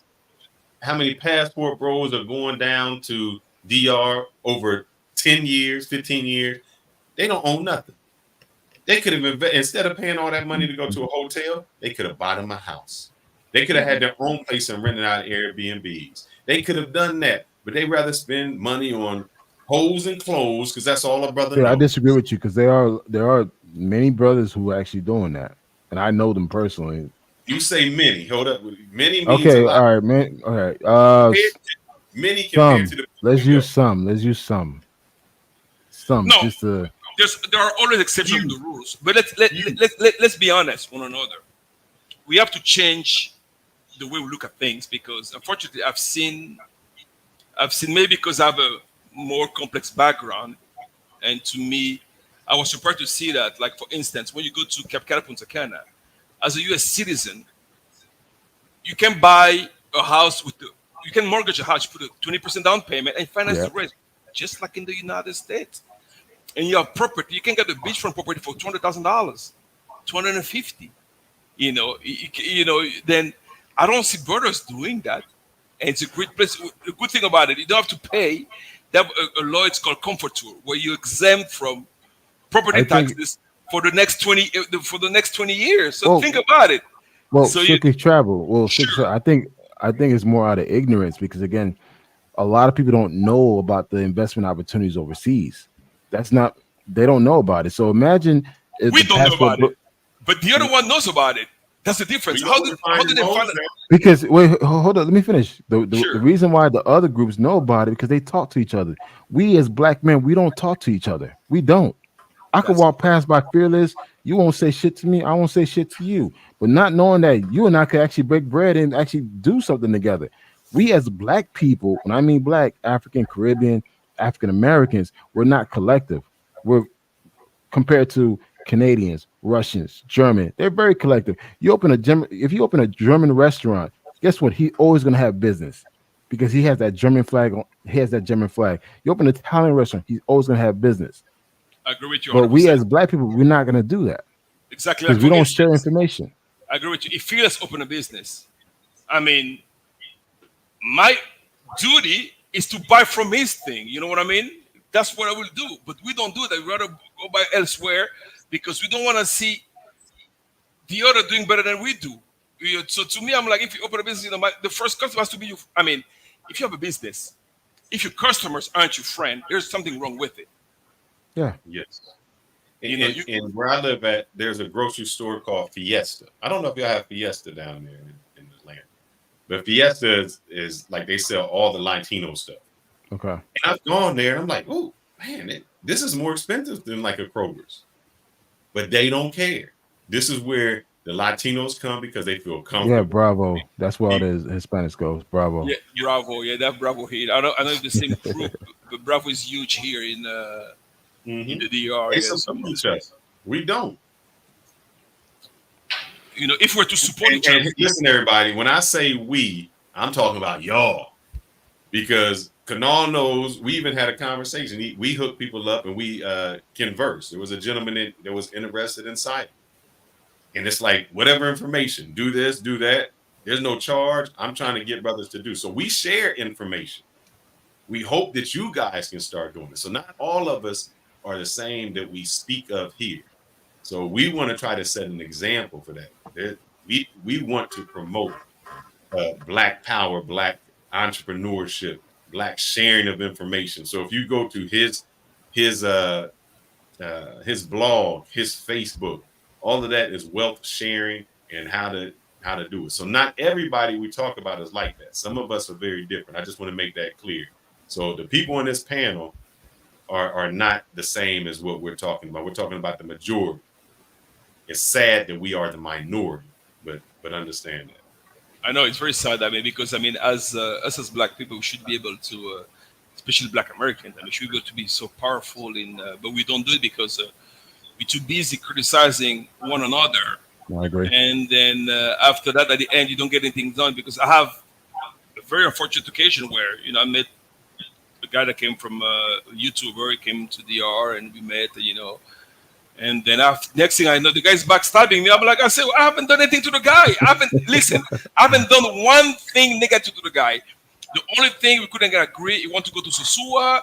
We had some type of, it was supposed to be early. Then I get, the guy he made the whole life criticizing. Like I said, hold on. I mean, I don't understand this thing because, I mean, all I meant was from the goodness of my heart, let's go together. I want to pick you up and do this. We slept late, so I couldn't get up on time. So the guy I said, hold on. And that's the thing among us. I mean, instead of collaborating, I mean, help each other out, build something together. We don't do that. Listen, I mean, I've been an entrepreneur for the past 12 years. I was able to, I work in finance. I do investments into real estate. We do funds management. We do venture capital. Just the whole thing we do. I mean, just name it, we do it. So when I look at this thing, I was like, well, we can build things together. But I've tried, and unfortunately, when I've been backstabbed, it was never by the other race. It was by my own people, and I found that it was very sad to see that. So I said, well, what choice do I have left? It's not like I want to work with those guys. But guess what? Those guys respect me. They don't even. So then you look at this thing. I said, why? My idea was to pretty much build a Black company. At the end, it became, I'm the only Black. I mean, well, it's, I would say 20% Black. The rest is actually white people. I said, oh, it shouldn't be this way. I should have white partners. I should have Black partners where we build a strong company, a strong society. We can actually help each other out and lift ourselves up with but it's been literally impossible. And you're right. And here's the thing, right? I'm going to Cali, Colombia in 2 weeks. There's a small little YouTuber in Cartagena. He's a Colombian guy. I actually did his first live with him. And since then we got close. And I say, you know what? Hey, I'm flying to Cali, Colombia for the Afro-Colombian Festival. And I need a local. He's Black Colombian. I say, you know what? I'm going to pay for your trip. Don't worry about the lodge. You stay with me. But I'm gonna need you to be my guy. You Colombian, you Afro. You're gonna represent me. I paid for his airfare. It was only cost me $100. It's like it ain't nothing. So he's gonna meet me in Cali. He's gonna meet me in Cali, Colombia, and he's gonna be my point person. And I told him, listen, your primary job is to protect me and make sure that everything is fine and we're gonna have a good time. And guess what? We're gonna create content together. To this day, he's constantly thanking me. I can't wait for this trip, man. It's like, he's a small YouTuber. He's trying to create content or whatever. I'm like, hey, don't worry about it.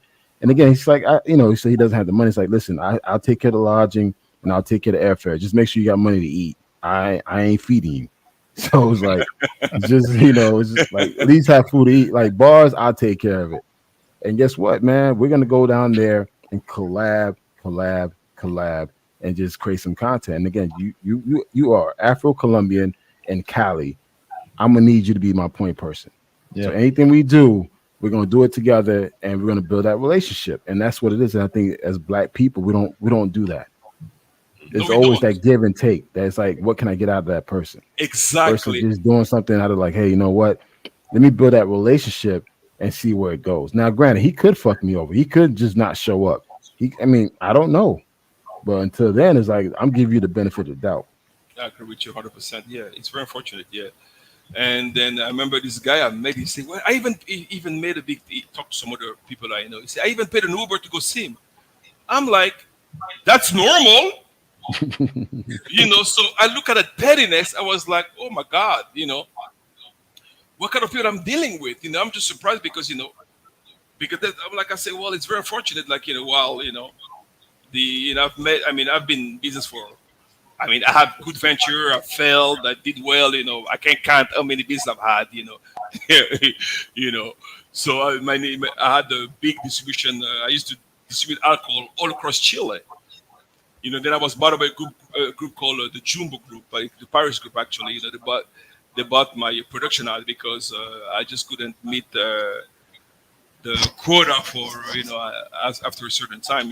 But so I have multiple ventures over the years, but like I've said, but the people that actually betrayed me and backstabbed me were my own people. And it's sad to say that I'm like, wow, what can we just work together, build something? If we're united, we'll be huge.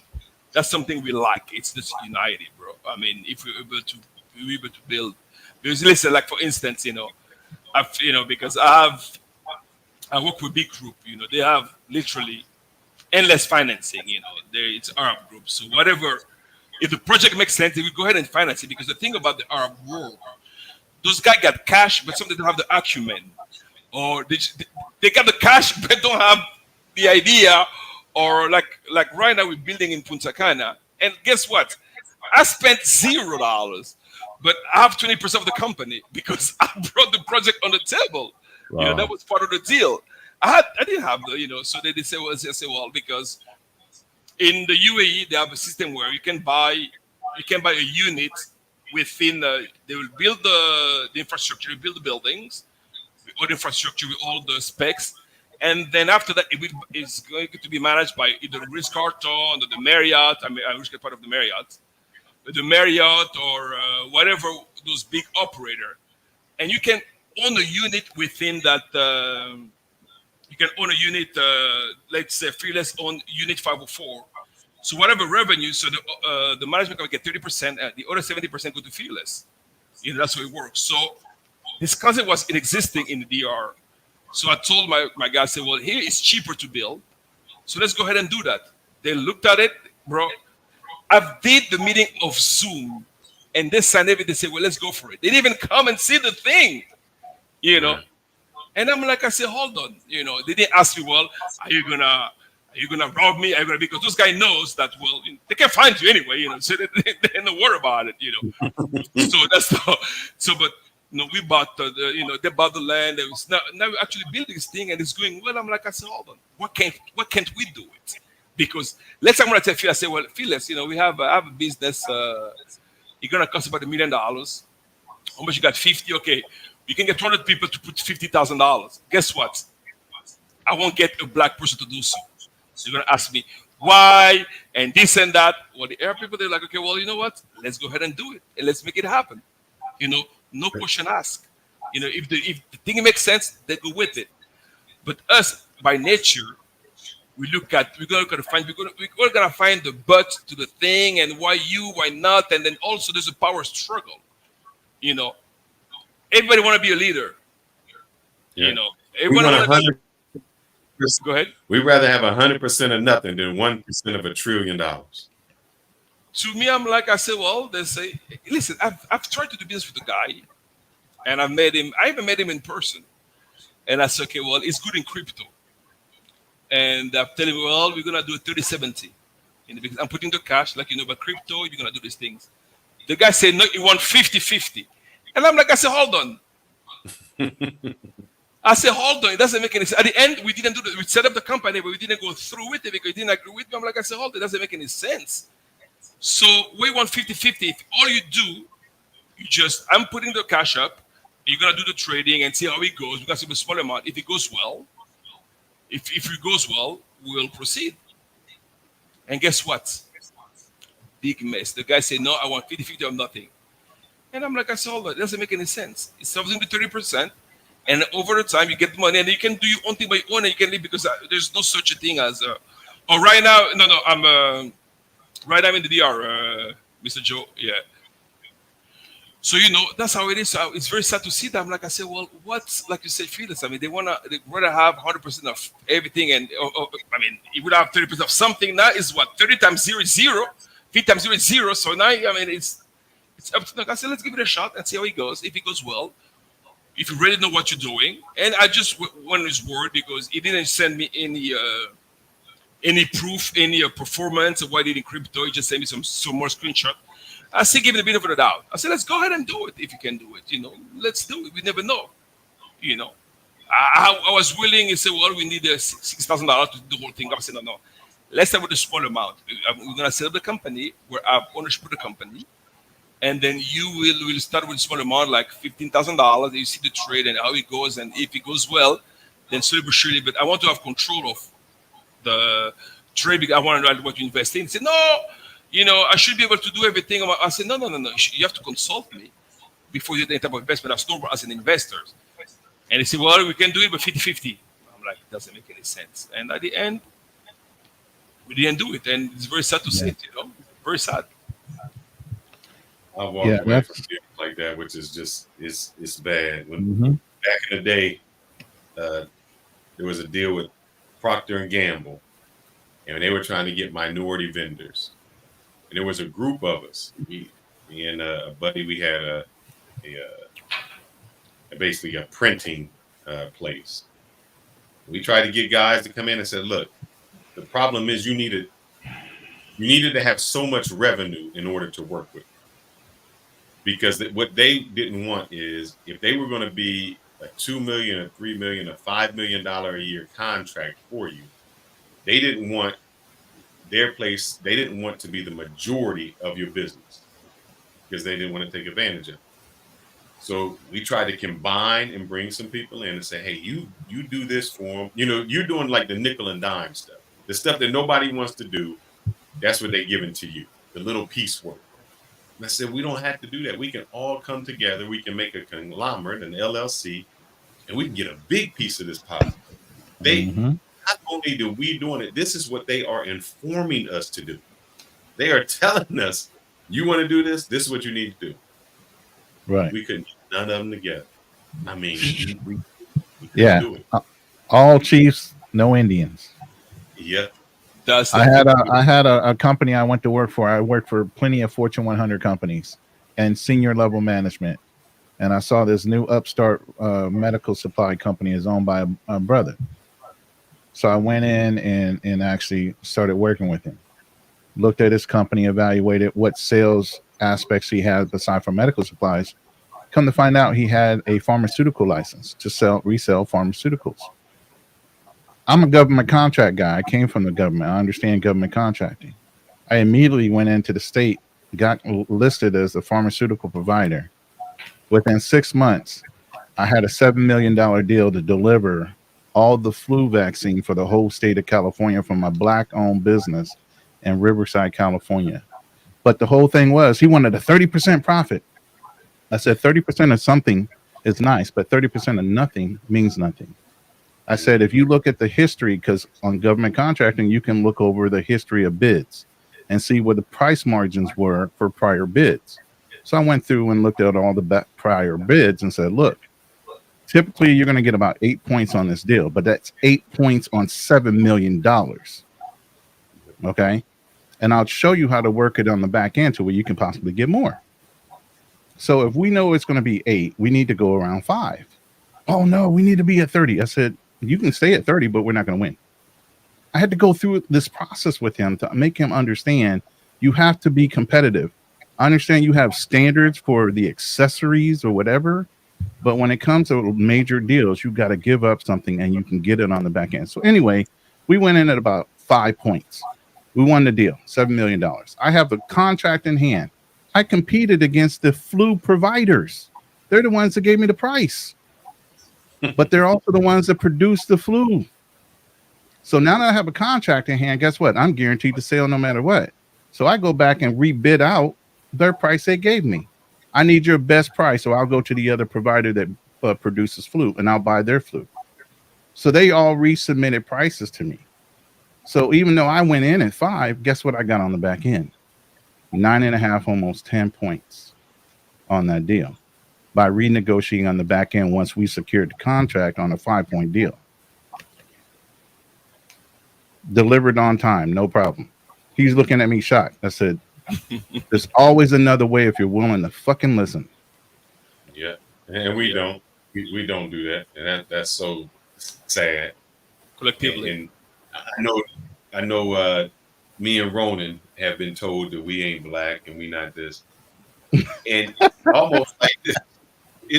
They say, hey man, I've been messing with that AI, and every time I did that AI thing, trying to do my face and everything, man, I came out white. I'm like being insulted. I'm like, what but the thing is, and I asked for like a Creole black. I asked for a Creole black dude, and every time it comes back as a white guy, I'm like, man, if I run any of these fucking avatars, they're gonna look at me like I'm crazy. Like, what the fuck is going on with Ronan over there looking white? But they say it like it's a badge of honor, man. I mean, like, we don't want you in this club, and we're like, bro, that's not like an exclusive club. I mean, I like that exactly. Yeah. How many people are fighting to be black? You get what I'm saying? This is. exactly. Are you kidding me? We are. That's what we are. People don't want to be me, and I'm rich. Remember, I always remember the Eddie. I think was it Eddie Murphy in Trading Places? Mm-hmm. When the guy wouldn't trade him because he was black, he said, I ain't doing that. So that, I mean, we are what we are.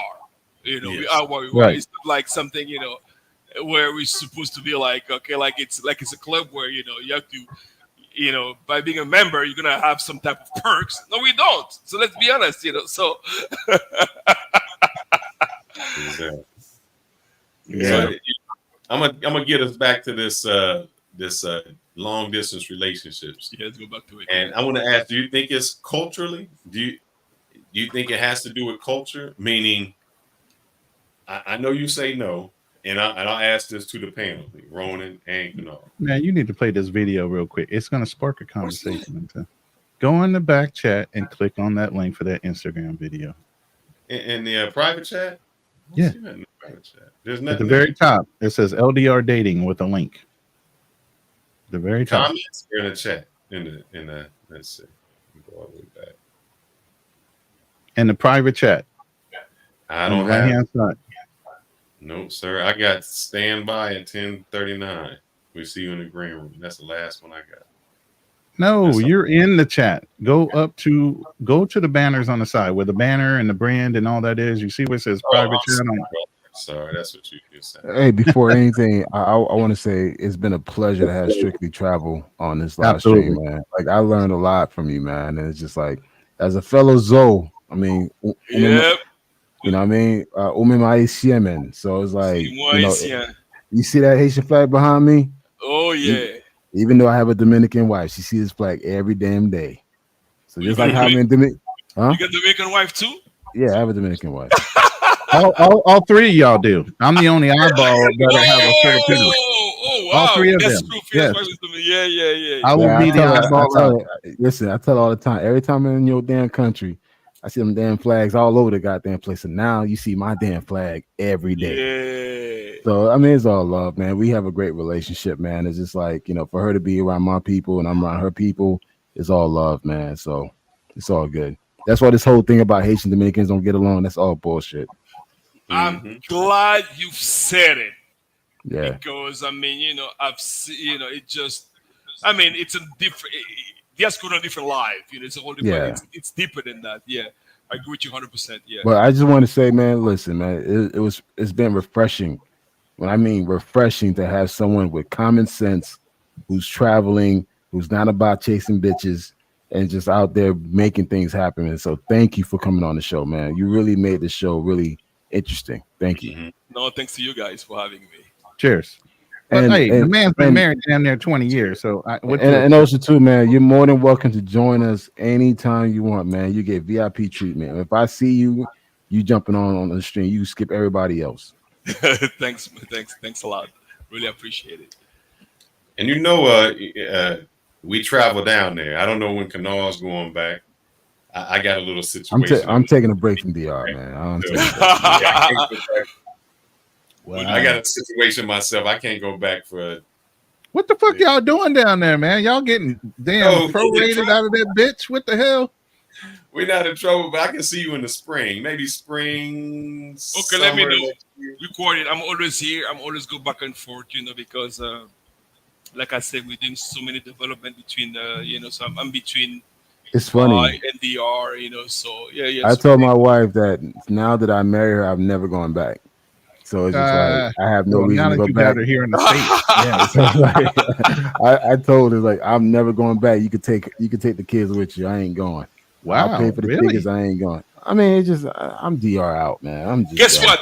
Here's the funny thing. I've said it because I came to DR like about 2 years ago, and before that, I haven't been here from the last time was 2010. Came 12 years later, came back, and then just run to the business opportunity. And I've said myself I wasn't going back here. I said I'm not going back to the DR, never. But guess what? Never say never. I mean, granted, I got to see my mom-in-law. I got to see the family and everything else. But I told her like, listen, now that you're here, I don't really have to go back. So you could go. You can spend 3 months. I don't care. Where's she from in the DR? Where's she from? What part? She's from Gaspar Hernandez, North Zone area. Oh, you got yourself Santiago. Like okay, oh, yeah, nice. She's from the Mocha area, so it's like Mocha. Okay. So yeah. I know what she looks like. What about you, Fearless? Santiago. Guess what? Damn, that's funny. El Cibao, my wife from the Cibao as well. So we all. So okay, so I get the vibe. Yeah, I get it. Actually, you know what? I could show you a picture of her, man. I dated one. She just didn't work out. I'm sorry. I went Philippines now. Oh, Philippines. This is her right here. You see her? Oh, yes, Santiago. Yep. Congrats, bro. Congrats. Yeah, man. That's sad. I don't think I can open. I got a picture on this computer. She gonna say let me that's see. on my profile. Let me see if I got one of Can you pull the video up or no? It's not coming up. I don't see it. So if I go to banners, I don't see it. If I go down to private chat. Under brand is private chat. Click on that little I know logo. what private chat is. I'm saying there's nothing there. Hold on, let me see if I can pull it up. When I look at private chat, it just says Ronan, and it's at 10:39 was the first thing I see on there. I just don't know if you're going to be able to hear it if I play it. Hold on, I got it set up. Let me zoom in on it real quick. The wife wants to know what part of Santiago your wife is. She's from Tamboril. Tamboril.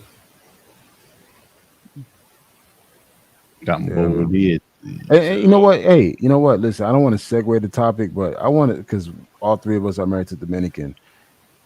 A lot of Dominican women get a lot of bad rap because a lot of dudes just go to Sosua and they get caught up there. Is it true that like this whole notion that Dominican women are bad, they're not the wifey material? Do you guys agree or disagree with that? No, I disagree totally. Okay. I am with you strictly, and what you said in the beginning is what made me fall in love. I think that they are a little more traditional.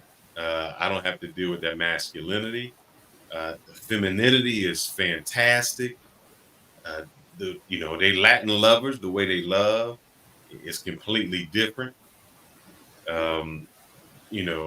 It's I don't think you can find that. It's very difficult when you have that type of, okay, I see you on there. Yeah, that's wifey. Y'all ready real quick? Let me run this. Yeah. See if you can hear it first. I don't know. You can't try a long distance relationship. you have to be ready to commit and put in some extra work. Communication has to be your topmost priority. And even if there's nothing to talk about, just enjoy the silence. You have the power to make each other smile from far away, something that people living closer can't even do.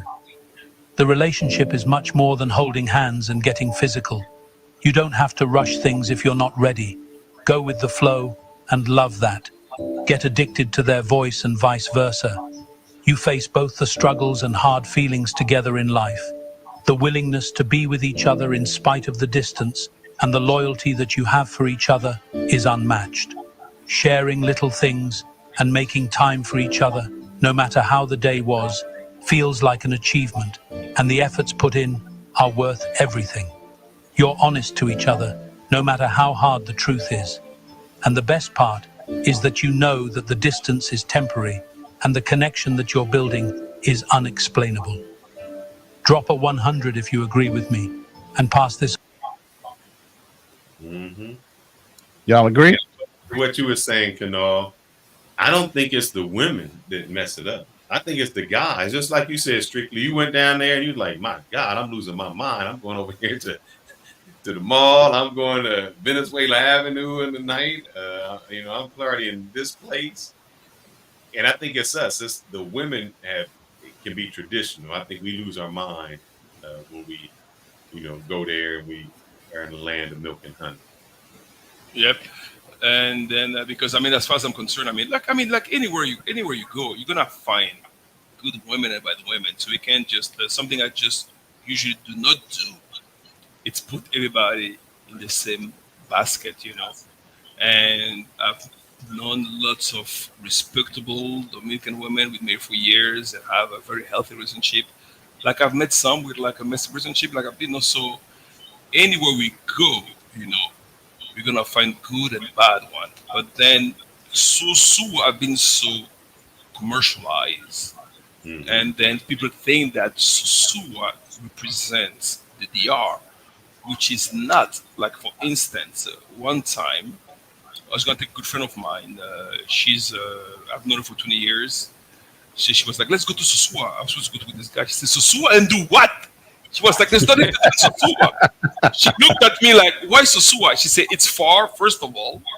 It's a waste of time." And I was like, "Really?" Say, "Yeah, no, we'll go to Susua. You can go to Bonao. You can go to Harabacoa. You can go to Constanza. Why Susua? All you have in Susua is just pros." And I'm talking, it's a local one. She was like, "Don't go there." I was like, "Okay, guess what? I did not go. I still want to go and be able. I was saying, maybe over this weekend, I should go and see because I've been to Cabarete years ago with my wife. We went to a resort and we were there for Easter. What is called? They have a name for that. They use the DR. Semana Santa. We were there for Semana Santa, and that was years ago. After that, like now, we go to La Romana. We mainly go to La Romana and Punta Cana. We go there a lot. But Sosua, they say, well, there's nothing to look for in Sosua. So I haven't been there. But now that wife is not here, I'll say, let me go ahead and take a look at it to see what it's like, to see what's, And guess what? I've been by myself for like 3 weeks. I haven't even given myself a chance to go there. Like, I don't have that because, just me. I'm like, you're not missing. I was like, what is such that hype about this place? I want to see from my own eye because what I've seen on what people brag about, I've seen on all those YouTube. I don't see anything spectacular about it. I've seen much better in Santo Domingo. you go to Agora Mall and yeah, it's way better. Just more than anything you'll see there.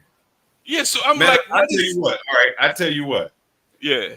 If you want to experience Sosua, but not Sosua, go to Boca Chica. It's the same. Yeah, I was in Boca Chica last for Father's Day. Someone took me to Boca Chica, and then so it's exact. So I was like, okay, I get an idea. We're actually in San Andres, Boca Chica, by the water, kind of Club Nautico. So we had a good time, So yeah, so I was like, there's so much hype about Sosua. But I've seen in Santo Domingo Much better. I go to place. I go a lot to. I've been to mixers. I've been to Paris. I've been to Sahara VIP. I go to these different places, and you see all those fine. And there's a club called The World, bro. It's just like it feels like fashion weeks. You know, you see. I'm like I said, why does guy go to Sosua? I'm confused about it. So I want to kind of get a feel by myself, be able to see firsthand what is the hype is all about, you know. But I'm looking at the time. I say it's kind of we talk about 3.5 hours from Santo Domingo. I'm like, I don't know if I want to give myself waste my time, go there and be disappointed. So I'm like, you know, just to me just to look to see what the hype is all about, but it's too far. It's too far. So I just And I want to piggyback on what Ronan brought up with that video. I think that was really important. Communication. All of that. I think that is what sets the maturity level for guys when you have that communication, that being with it. And I don't know if it's an age gap, a maturity gap. Like Kanal even said, there's some things that he did when he was younger that, he changed when he got older. And, I don't know if it's, like I said, the maturity or age, but those things become entirely different. And I think that is why one of the reasons, they make fun of us and say, oh, you date younger women. But I think those younger women admire those traits in older men, that ability to communicate, that all of those things. They admire those traits that Ronan brought up in that video. And that's what they are attracted to with us. I agree with you, Fearless. And the level of conversation that you will have, it's going to be, the depth that you'll have with those women, it's more big. It's just an experience, Rather, if you talk to a young dude, you just talk about literally nonsense. Because when I look at when I was in my 20s, I'm now like, I thought I knew something. I'm like, I had no clue. Right. Emotionally, sexually, physically, I thought I was the ace of. I'm like, I look back, I'm like, what? Yep. This video is the essence of what you call bonding, pair bonding. Old term that's not used anymore because you can't really pair bond with all these promiscuous women that are out here in the society now. But this is an old school way of bonding, mentally first, spiritually, then physically. The memories you guys build when you take trips, that's bonding. So now you understand their mentality, you understand their physicality, beside for just the attraction and sex. I always say after a certain time period, you're going to have more in common than just sex as you get older. You're going to have a conversation with her after you get done. I agree with you. I agree with you 100%. So if you're not bonded, if you don't have commonality, if you don't have common interest, you still be an individual, but there still has to be some common interest there. And you don't discover those things until you take the time to talk. And so many relationships are so rushed. You don't really know the person. That's why they say, well, you got to live with them for 6 months. That's just to figure out their habits. But at the same time, you can pick up a lot of that right off the bat if you just have a fucking conversation. Exactly. And I'm going to give you a secret. It's an old school thing. The quicker to get a woman turned on is to control their imagination with your voice. When you can do that with your voice and tickle something in their brain, man. That word salad gets them there. Absolutely. Yeah. Gonna look like he about to fall asleep over there. I don't want to keep us. No, I'm not falling asleep. That brother's over there well fed. What you talking about? He getting the itis and everything. No, I'm not falling asleep. I'm up, man. I'm up. You want to keep going? You want to wrap this show up and No, I mean, we have an open panel. I don't know if anybody news come in, didn't know the panel was open. You're more than welcome to come up and chime in on the topic on LDR, whether that be here in the United States or overseas, doesn't matter. Still considered long distance relationship. And give us your conversation on what you think. Are they a viable option here in 2024, because Well, now it's a whole new game. I have a question for you guys. I don't know if you've realized that the older you become, the more communicative you are. Absolutely. Because That's I true. remember as I was young, it was pretty much like it wasn't any communication, and I've learned over time, and I've realized that it started. I mean, I'm 50 now, so really starting when I was going to my 40s, I realized like, wow, is it true that men really mature when they are 40? Because before that, I've realized that I You were was still a child. literally.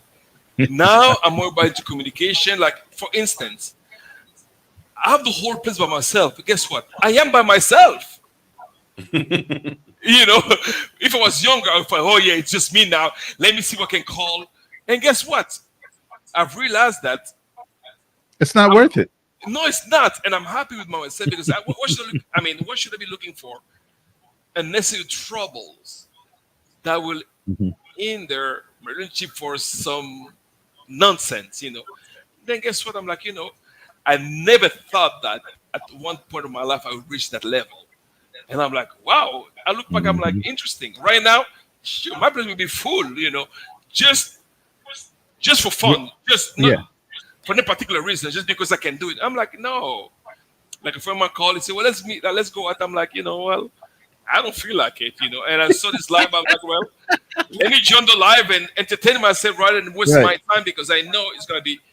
It's not about the money thing, but it's the time and energy and money as well. I'm like, I'm gonna waste money, buy a couple of bottles. Then what? Well, I can just go to La Sirena. I can go to Jumbo and get myself a bottle and enjoy myself, and then just do the exact same thing, So I'm like, yeah. So I guess I'm in the insurance business. I do a lot of retirement planning and stuff like that. But in the insurance business, they have actuarials. There's nothing you can do based on your lifestyle, your age, and everything else. They tell you exactly how long you're going to live, how long you're going to die, depending on how vicariously you want to live when you're on a vacation, your risk factors, all these things fall into place. So as you get older, you start realizing you're your own actuarial. Damn, should I go out? Here are the things that could possibly happen to me when I go out. I can wind up running into some asshole, getting a fight in a bar, and be a fucking cliche.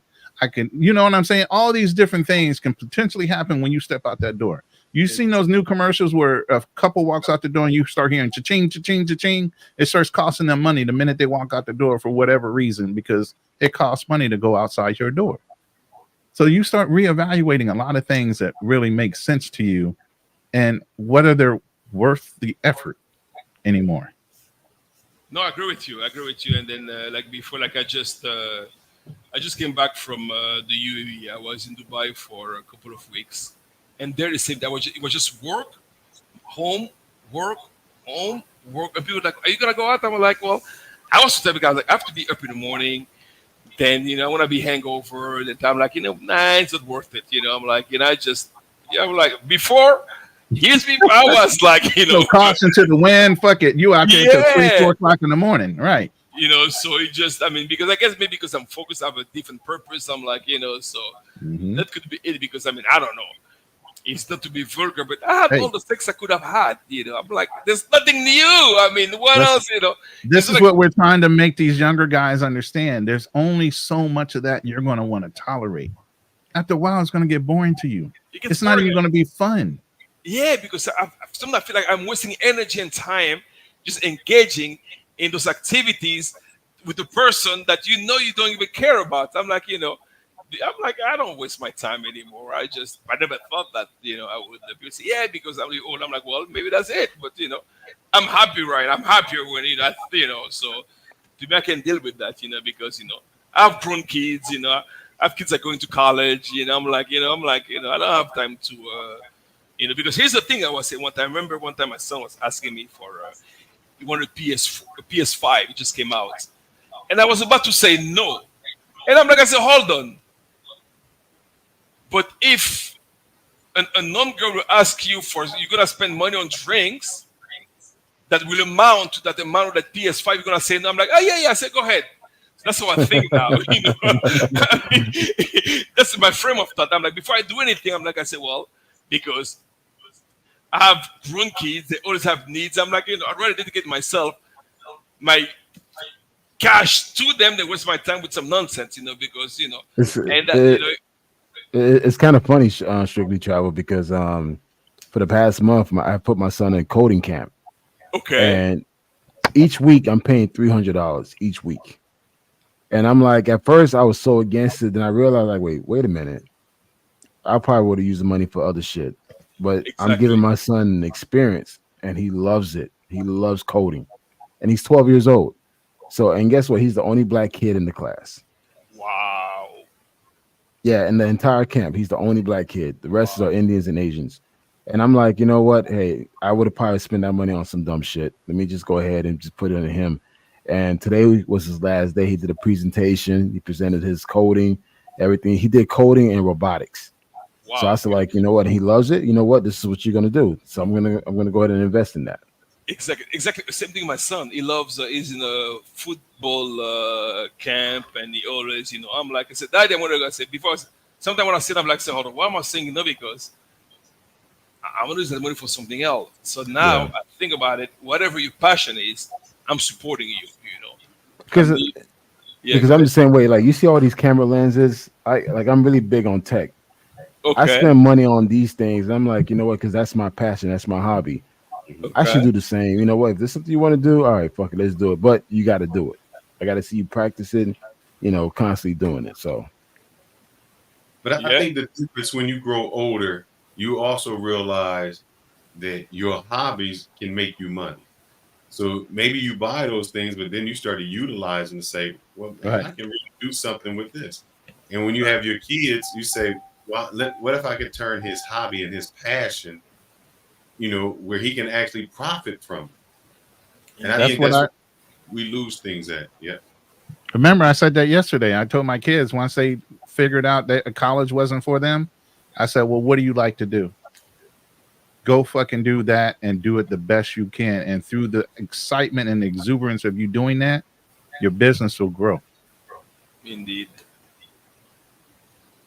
Indeed, I agree with you 100%. Yep. good conversation, man. It's a good conversation. We needed something different than complain about women all the goddamn time. We're tired of you niggas talking about women all the time. Bring something up. No, you're not. No, you don't have to. You don't have to. This is a choice. You are making a choice right now. You don't have to choose to go that way. You don't have to do it. Control it.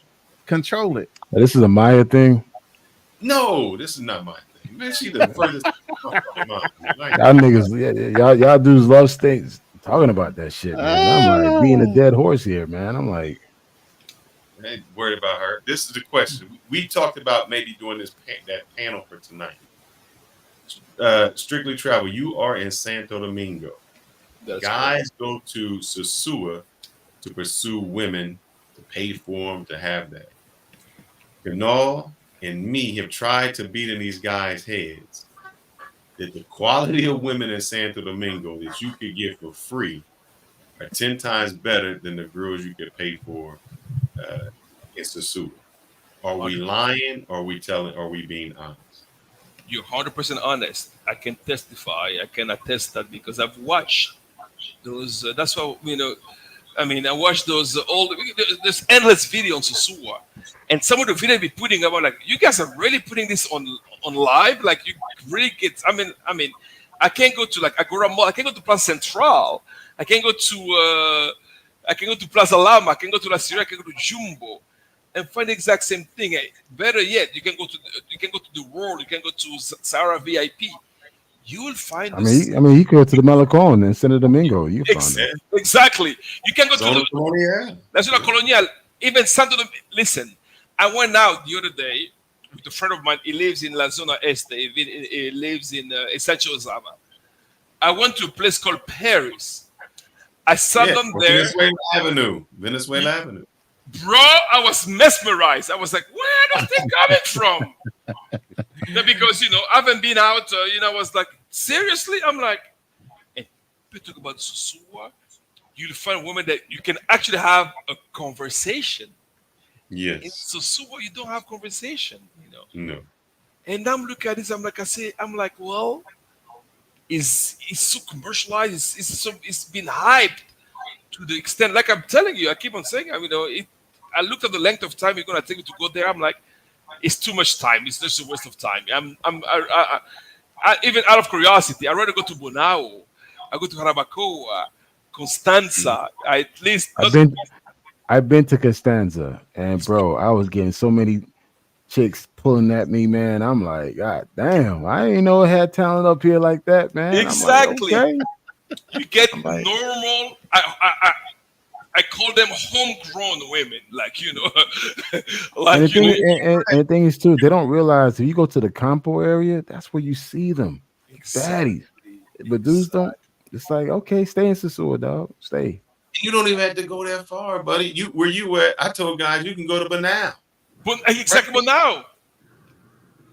And they right there. So it's hard. Next time you go to Paris. Hey, I'll tell y'all right now, just be quiet about it. Just stop talking about it. Let them fools stay where they at and destroy that area. Give up, and then let the people that are in the know that actually listen go to the better places and keep it pure. Don't let it get destroyed and trashed with these guys going out there taking advantage. I'm sorry. That's my old military mindset. Just shut the fuck up. Let them go and stay over there. Fearless. Have you been to Tipico? It's a restaurant in Bonao. I have not. No. It's called Tipico. No, wait. When you say the restaurant, because every time we drive, no. Every time we drive from Santo Domingo to Santiago, there's always these few restaurants that's right on the side that we always go to. But I don't know. But typically, you actually have to enter Bonao, bro. Oh, let's go far. Go to Pelicano in Wandolio. I've been to Wandolio. I've been there before. Pelicano, I'm like, so I just, I went to Tipico. I was like, when I'm like, it was my wife and I were actually, do you see this girl? Do you see this girl? Because she's cool. We were like kind of like, judging. I'm like, this is amazing. I'm like, and I was like, I haven't seen in any live stream, in any video in Sosua, any woman of that caliber, because, when you look at, it's not to put them down, but when you look at the quality of women in Sosua, they're so ratchet. I'm sorry. I'm like, and those guys be like, they've been rating them. This is an 8, this is a 9, this is a 10. I'm like, are you guys serious? Yeah, man. I don't know what scale you guys are using, but and strictly, I try to tell the guys this, and because my wife just asked me, ask him if he knows how to dance Tipico, bachata, merengue. Oh, bachata, merengue. Tell her I even know how to dance Perico Ripiao. Oh, man. And I try to tell the guys, I said, look, when I've gone over to Venezuela Avenue, I've gone to the clubs, and I said, I've seen guys. Oh, she just heard you. I'm sorry. Yeah. Oh, I love that. Oh, I'm immersed with the culture. I love that culture. To me, it's like, I don't know. I just love it. You hear the excitement. You look at his face. Look at his face. Hear the excitement. How many travel content providers do you hear that from? You're not gonna hear that authentically. You're not gonna see that smile. You're not gonna see the. You're not gonna hear the. So they're not traveling the right way. If you don't sound like that, you haven't experienced it. Yeah, I love that music. It's just like that. Yeah. I could bachata, I could merengue. Salsa, I need some work, so I'll be doing some salsa lessons in Cali, Colombia. So I'm gonna find me the darkest, blackest Colombian woman to teach me how to do salsa.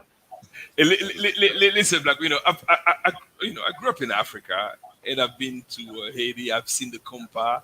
Yeah, compa. Oh, you turn off the lights, dog. Turn off the lights. Compa is like it's similar to kizomba. Yeah. Bachata and merengue, I'm sorry, that is something else. Strictly, I try to tell these guys. I said, look, it's something else. If you see somebody dancing with real good bachata or merengue, I said, it's almost like having sex on the dance floor. I said, if you get to know a girl, the way you can get in post and you dance, I mean, she fall in love with you. Have her right there. I said, you Man. standing like a wallflower. You don't know what to do with. You've been going there these years and you can't still do one step. What they don't know how to do. I said, Bruh. look, That and goes to it. It's That's one always two been- hip.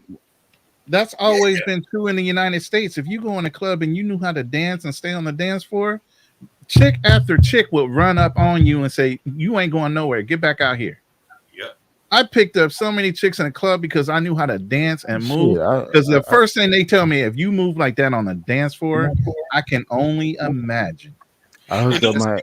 You know what I like about Dominican women? I gotta see that brother do some bachata merengue the next time. Go ahead. Yeah. Tell. You know what I like about Dominican women? They will take the time and show you how to dance. They will teach you. Mhm. They will take time and and they will lead you. And I'm like, I was like, this is I'm sorry. I mean, because I think growing up in because the Congolese music, it's good.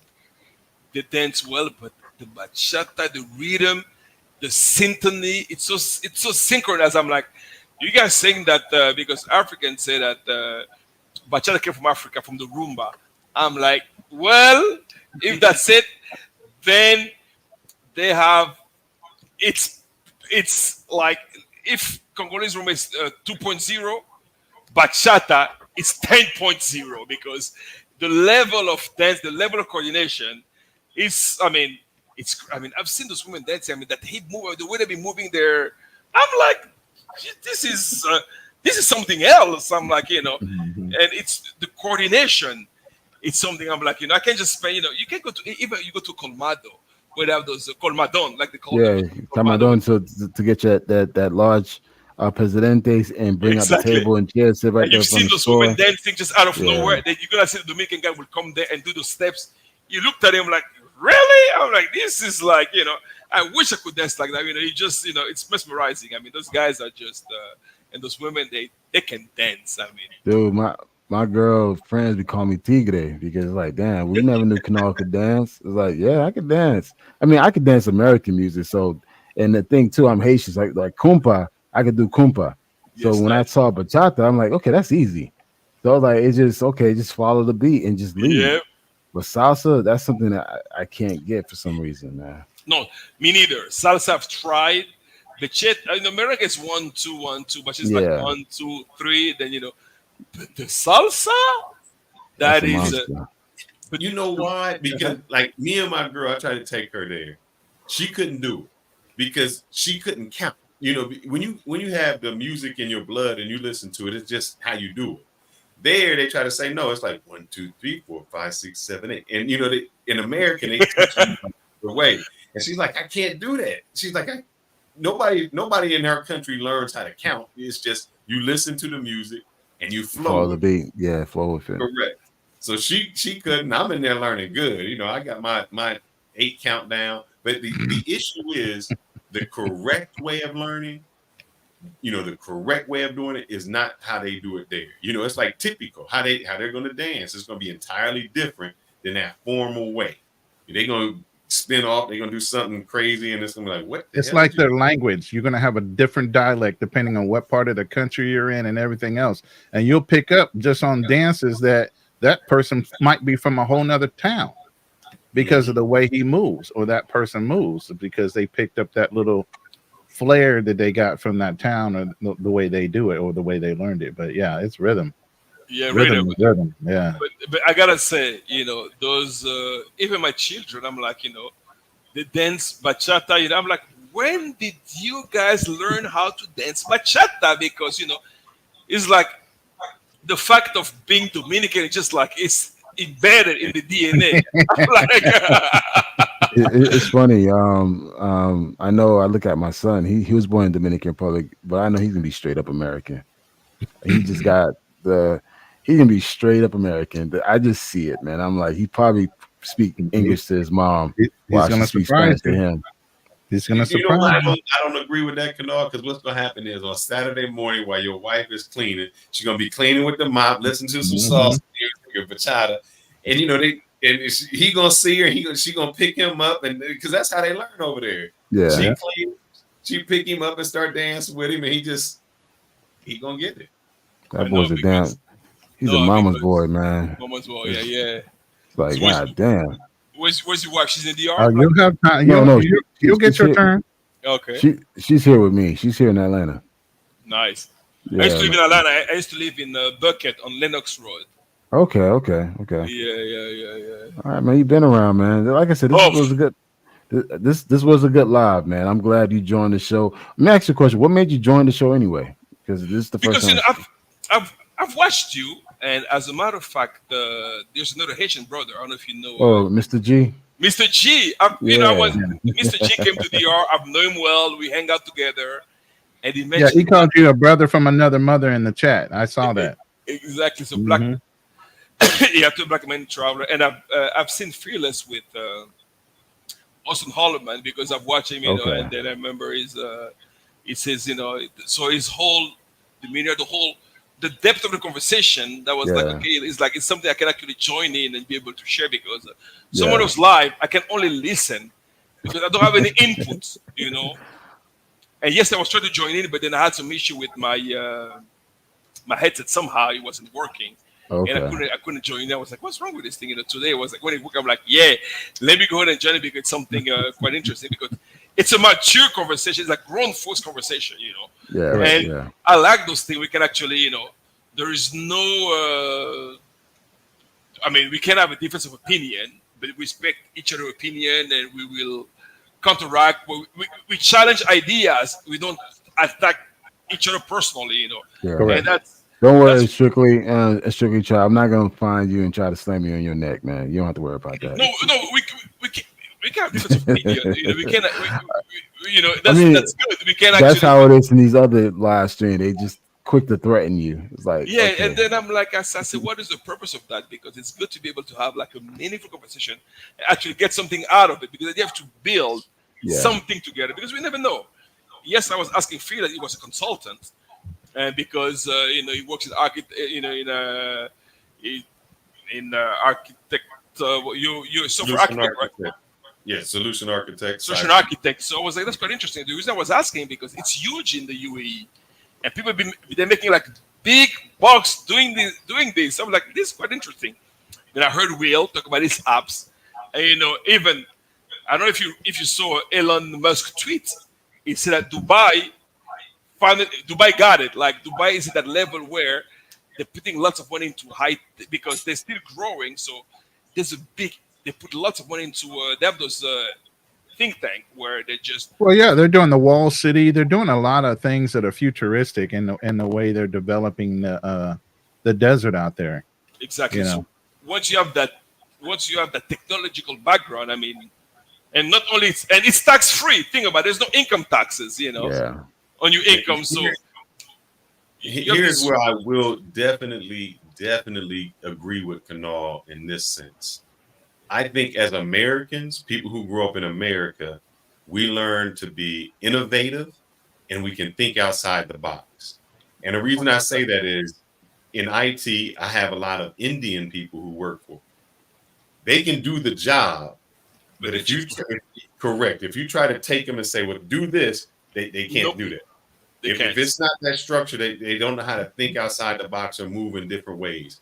And a lot of those UAE countries, they want Americans. They would pay us top dollar if you have an Exactly. American degree to come over there and do it because they want that innovative thinking to think outside the box. Indeed. Yeah, and I try to get guys to say, man, the opportunity is endless.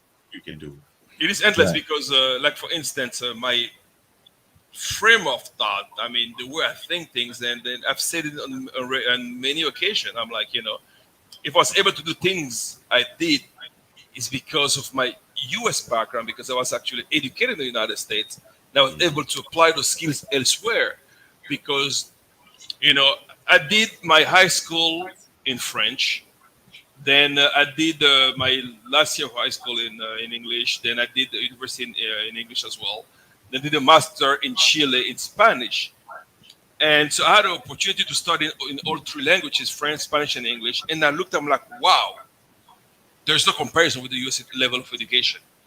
Because in Europe, it's lots of theory. When you're done with let's say you're gonna study a computer science. You don't know if you're a computer engineer. You don't know if you're a biologist. You don't know if you're a sociologist, because you have that general knowledge, but nothing specific. Well, in the US, they actually you will focus on what you were trained to do, and all the different. You have that critical thinking that is lacking. That's why I always say the US allow you to develop the critical thinking. So it's a whole different system, And small example, Elon Musk, if he did well, if he was in South Africa, Elon Musk would be just a regular, average South African. Mm-hmm. He was able to achieve greatness because he moved to the United States. Yes. The same thing with those Indians that moved from Bangalore to the United States. And then look at it, what we're using right now, if you took a YouTube, those guys, Mark Zuckerberg, all those guys, give me a French or a Belgium or a European guy will create any type of tools that we're actually using now. Sure. You won't find any. They all The guys that were Google, they were actually from another country, but where did they study at?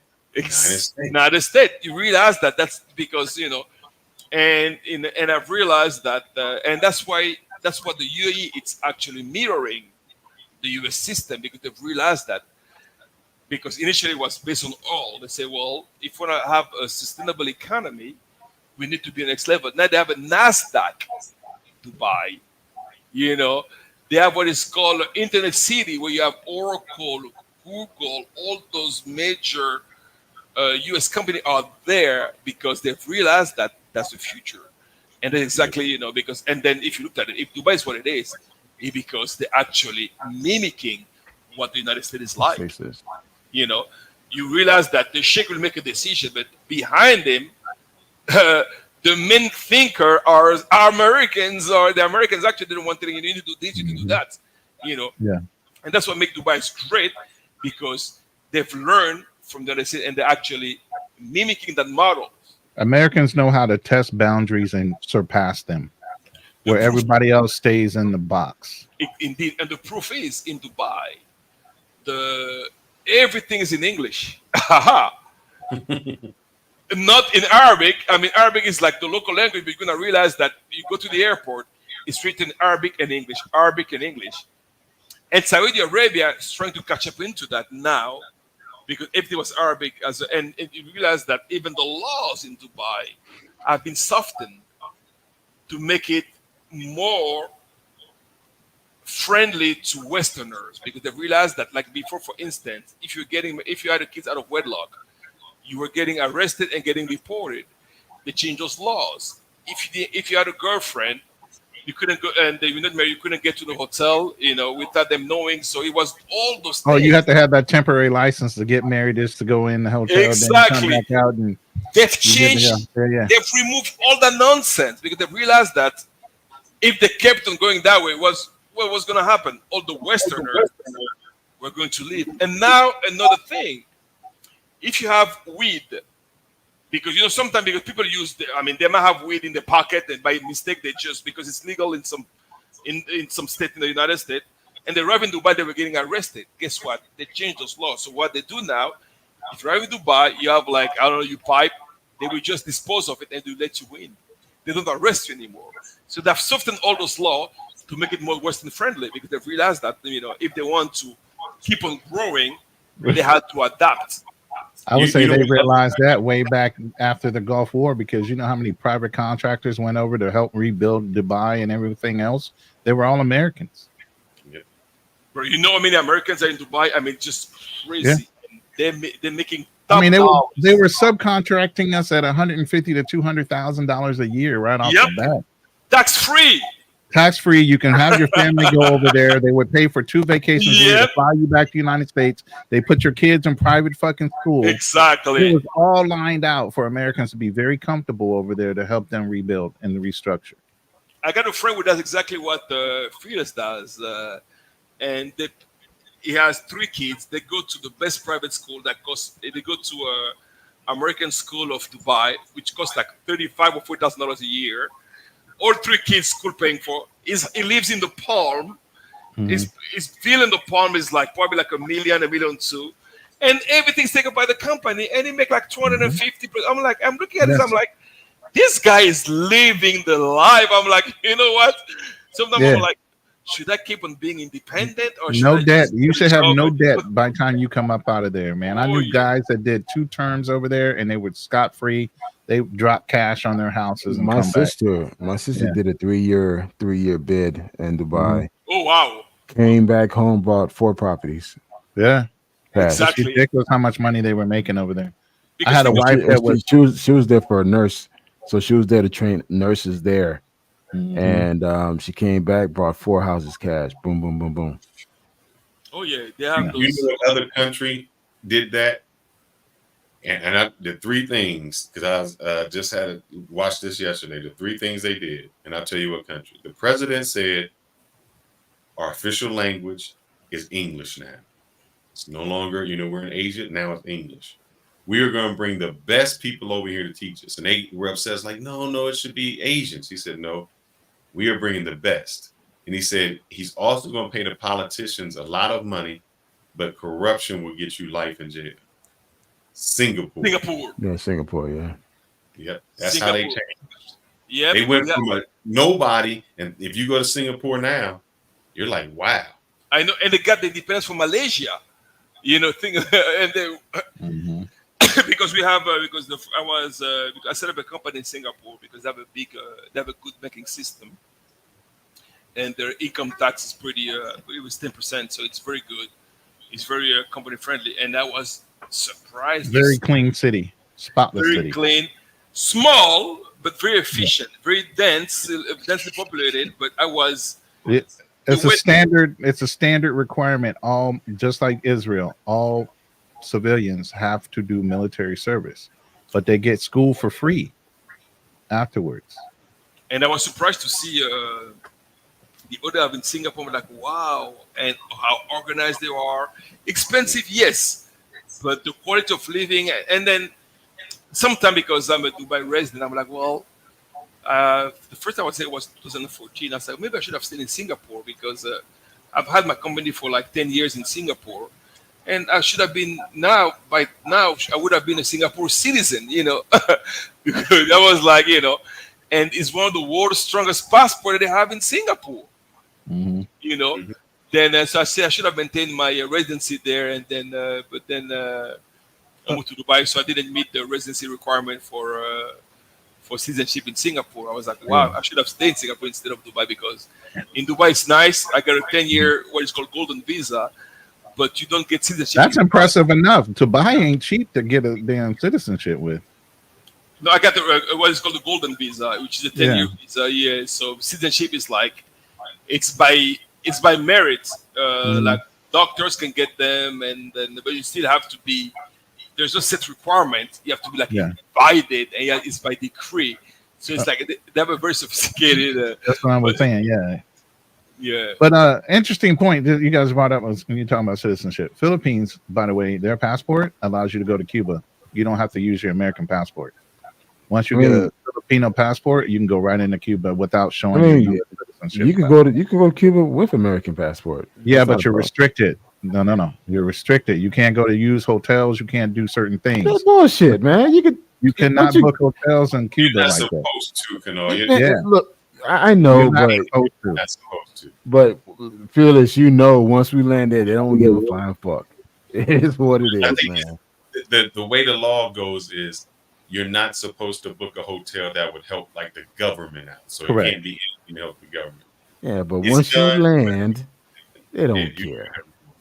But what you, Sir Strictly Travel, have an advantage of, and if you get your bank account in DR, you can actually use it while you're in Cuba. Where if you're an American citizen, we had no credit card. Yeah, no credit cards out there.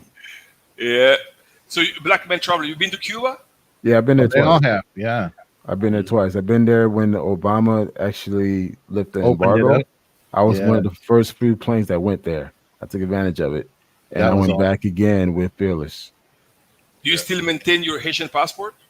No, I don't have a Haitian passport. I was born in Bahamas and I was raised here. in the States, so I have American passport. Okay, you do have a Bahamian passport, No, bro. You Never need to found have you to get no. the. Well, here's the thing. In order for me to become a Bahamian citizen, one of my parents had to be Bahamian, Okay. and both of my parents are Haitian. So my mother and I told people, in the live stream, I came into this country on a raft boat. I came here during the Cuban crisis. Oh wow. Yeah. So Wow. during all the Cuban migration, the Haitians were coming in too, and I came in with my mother within the United States on a boat. Wow, great story. Wow. Yeah. Because I wasn't born in Haiti, but like by Haitian constitution, as a Haitian, if that is Haitian, automatically you're Haitian. So I went ahead and got my Haitian passport I could get a Haitian passport though. because it allows me for banking. I'm going to tell you why I'm using my Right. Haitian passport for banking. Like in Dubai, I'm in Dubai as a Haitian citizen because I don't have to do any FATCA. I don't have to deal with any of that because as a U.S. citizen, you are required Right. to declare your worldwide income up to. I mean, Yes. you exempt for the first $110,000. Anything over $110,000, it's actually so. Let's say make $200,000, you won't pay any taxes of 110, but you got to pay tax of $90,000. So I decided to use my to set up my company and everything. I use my Haitian passport.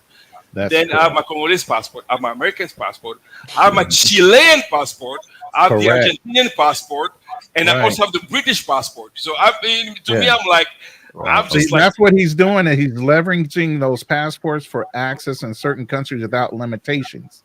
That's why I'm saying certain passports give you access immediately without having to go through the limitations that maybe the U.S. has put on their citizens. exactly. So now I So can that's why it's always good to have multiple passports. I if can you go have anywhere in the ability world to go. because sometimes I'm like, well, I can't use. I'm looking at where am I going? I'm like, I say, well, which passport am I gonna use? I look in the requirement.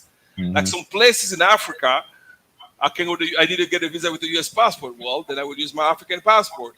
Some places in Asia, so it depends on if it's American friendly. Then I go there. If it's not, so in the Middle East, the U.S. Exactly. passport in general, it's well seen. Like when I went to Israel, I had a budget. I want to go to Israel. I want to see. It was a good thing, but I wouldn't go back. I was gonna ask you, how was your experience in Israel? Well, here's the thing, because my last name is Osias, which is Jewish. So, and my first name is Arabic. So when I arrived in, Oh shit! it was easy to get in. Leaving, I was thrilled. They asked me how come I was first at the time. That was 2017. At the time, they're not really friendly with Arab at the time, So they asked, well, my first was Arabic and my last name was Jewish. Yeah. And I'm like, I said, well, I have no clues. Let me go back to when I asked my mom why she gave me that name. So they got mad at it. And they say, well, and I came from Malaysia and I came from Turkey. And they asked me, because, Turkey is considered as like the Muslim country. and Malaysia as well. So they asked me, what were you doing there? Yes. And I told them, I said, hold on. I'm a free man. I can travel anywhere I feel like it. Anything, wrong answer, bro. You cannot say that. It's okay. so bad when you go to Israel now. They put a little smiley face in your passport and don't say where you were because you are set aside and you go into any Muslim country just for going into Israel. So they have this stupid looking stamp when you go into Israel, so it's not included for anybody to look at it and say, "Oh, why were you there?" When I was there, they gave me an entry card, which was it was blue, and the exit card it's actually just a card that they said that you were granted entry, and when you leave, they give you a red one. So leaving, then when I said that, they put me in the room. They asked me a question: what were you doing in Malaysia? Were you in contact with anybody? I said, not anybody in particular. They said, what do we mean by in particular? I was like, oh my God. I told them, I said, when you travel, you meet people, then you have a conversation. So that's what I mean by that. Okay. So they went to my passport, and guess what? I missed my flight. Oh shit! I missed my flight. Then my buddy, who had his American passport, is ex Green Beret, so he just went straight through. So then, like we're traveling together, so he waited for me. I said, well, were you with anybody? I said, yes. They said, what is his name? Then they called the guys in. They said, what? the relationship we have with this. So we were drilled for like a while. Then after, I was able to travel like, wow. And what they like about Israel is like they have those checkpoints everywhere. So my friend is it looks like he has like about Felix complexion. So they thought it was either Egyptian or Yemeni. Mm. Me, I look black. They say, this guy's black, so no question asked. But when they don't know where you're from, because Ronin and you and Fearless, you guys look like you could be you could be Middle Eastern. So every time you have to show up his passport.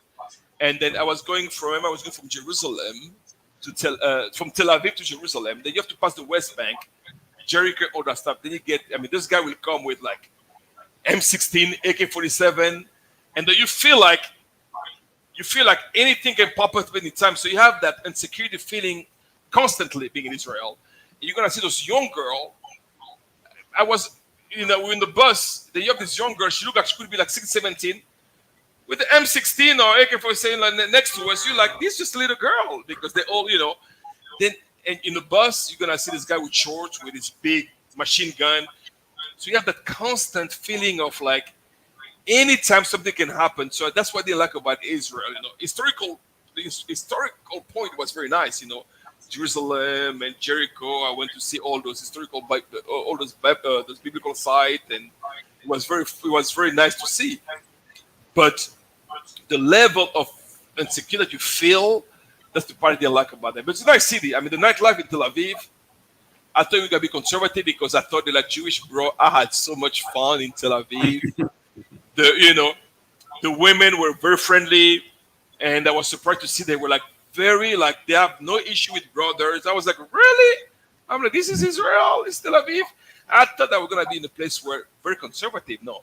I had a great time. The only thing I didn't like was when you travel across, you have all those checkpoints, and you might walk across, they ask for your passport, things I'm not used to. So that's the part I didn't like about Israel. Yeah. Hey, it's getting late for me because I got to get up early, man. But hey, Strictly Travel, man, it was a pleasure, bro. I appreciate it. Pleasure, my friend. A Pleasure. fellow Zoe, a fellow ICMN, you know what I mean? So we got to stay in touch. Let's stay in touch. And hey, man, Fearless, great show, man. Great show, man. We like it. I love that we can have a mature conversation. We may not agree on everything, but I think that's what makes the panel much better. We don't live in an echo chamber. We can still disagree, agree, and we can all come to a point. Just think about this. You can all have one opinion before you came on. You were able to convince them of something else. And say, I can see it your way. And I love that about us being men, that we're able to be open-minded enough that we can listen to other people's viewpoints. And that may change our viewpoints. I told you I'm only right 99.97% of the time. Shit. Man. Fuck out of here with that shit, man. So, but question, Ronin, what is your background? I know you're black, but what is your background?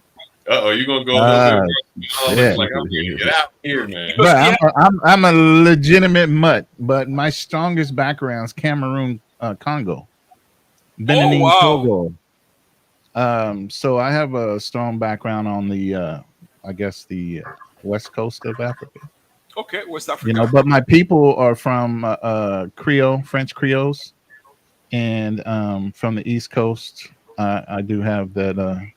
The English and Irish in me as well. So okay. Yeah. Because you have that DJ Khaled look. Oh shit.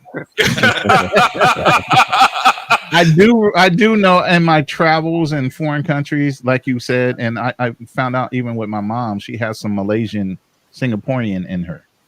So in my travels, I've gone to the Philippines and places like Asian old ladies would sit there and talk to me in their native language like I should understand them.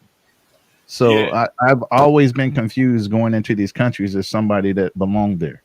So I've always been quite comfortable in accepting, the cultures, because I always felt at home, no matter where I was in whatever country it was.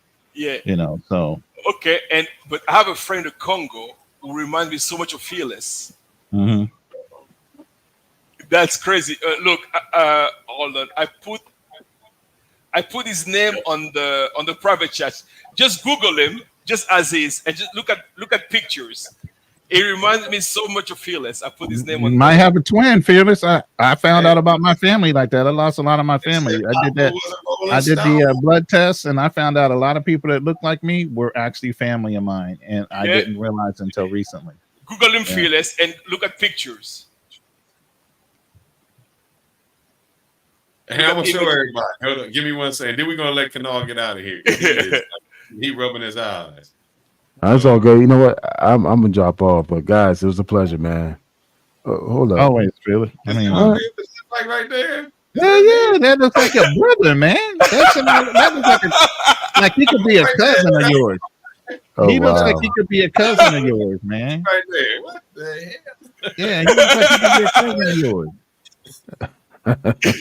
Crazy. Well, see how it works out, man? you know how to stay long. I don't want to stay. I'm gonna let everyone go, man. This was a great live, and now I finally found my brother from another mother that I gotta go visit.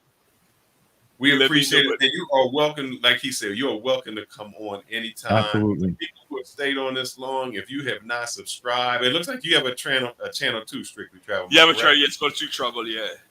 Please make sure that you subscribe, comment, and hit the notification button for all of us in here. Absolutely. Please support great Black men content. And until next time, actually till next Friday.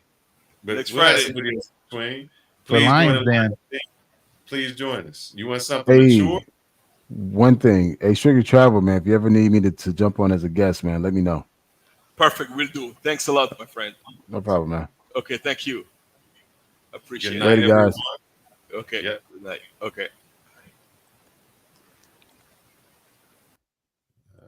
Maybe I'll play this outro real quick. Give me 1 second, my man, and we'll get out of here.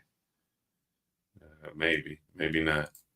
If you guys are staying this long, y'all need to subscribe. Kanal's already in the bed. Shit, that motherfucker went running to the bed.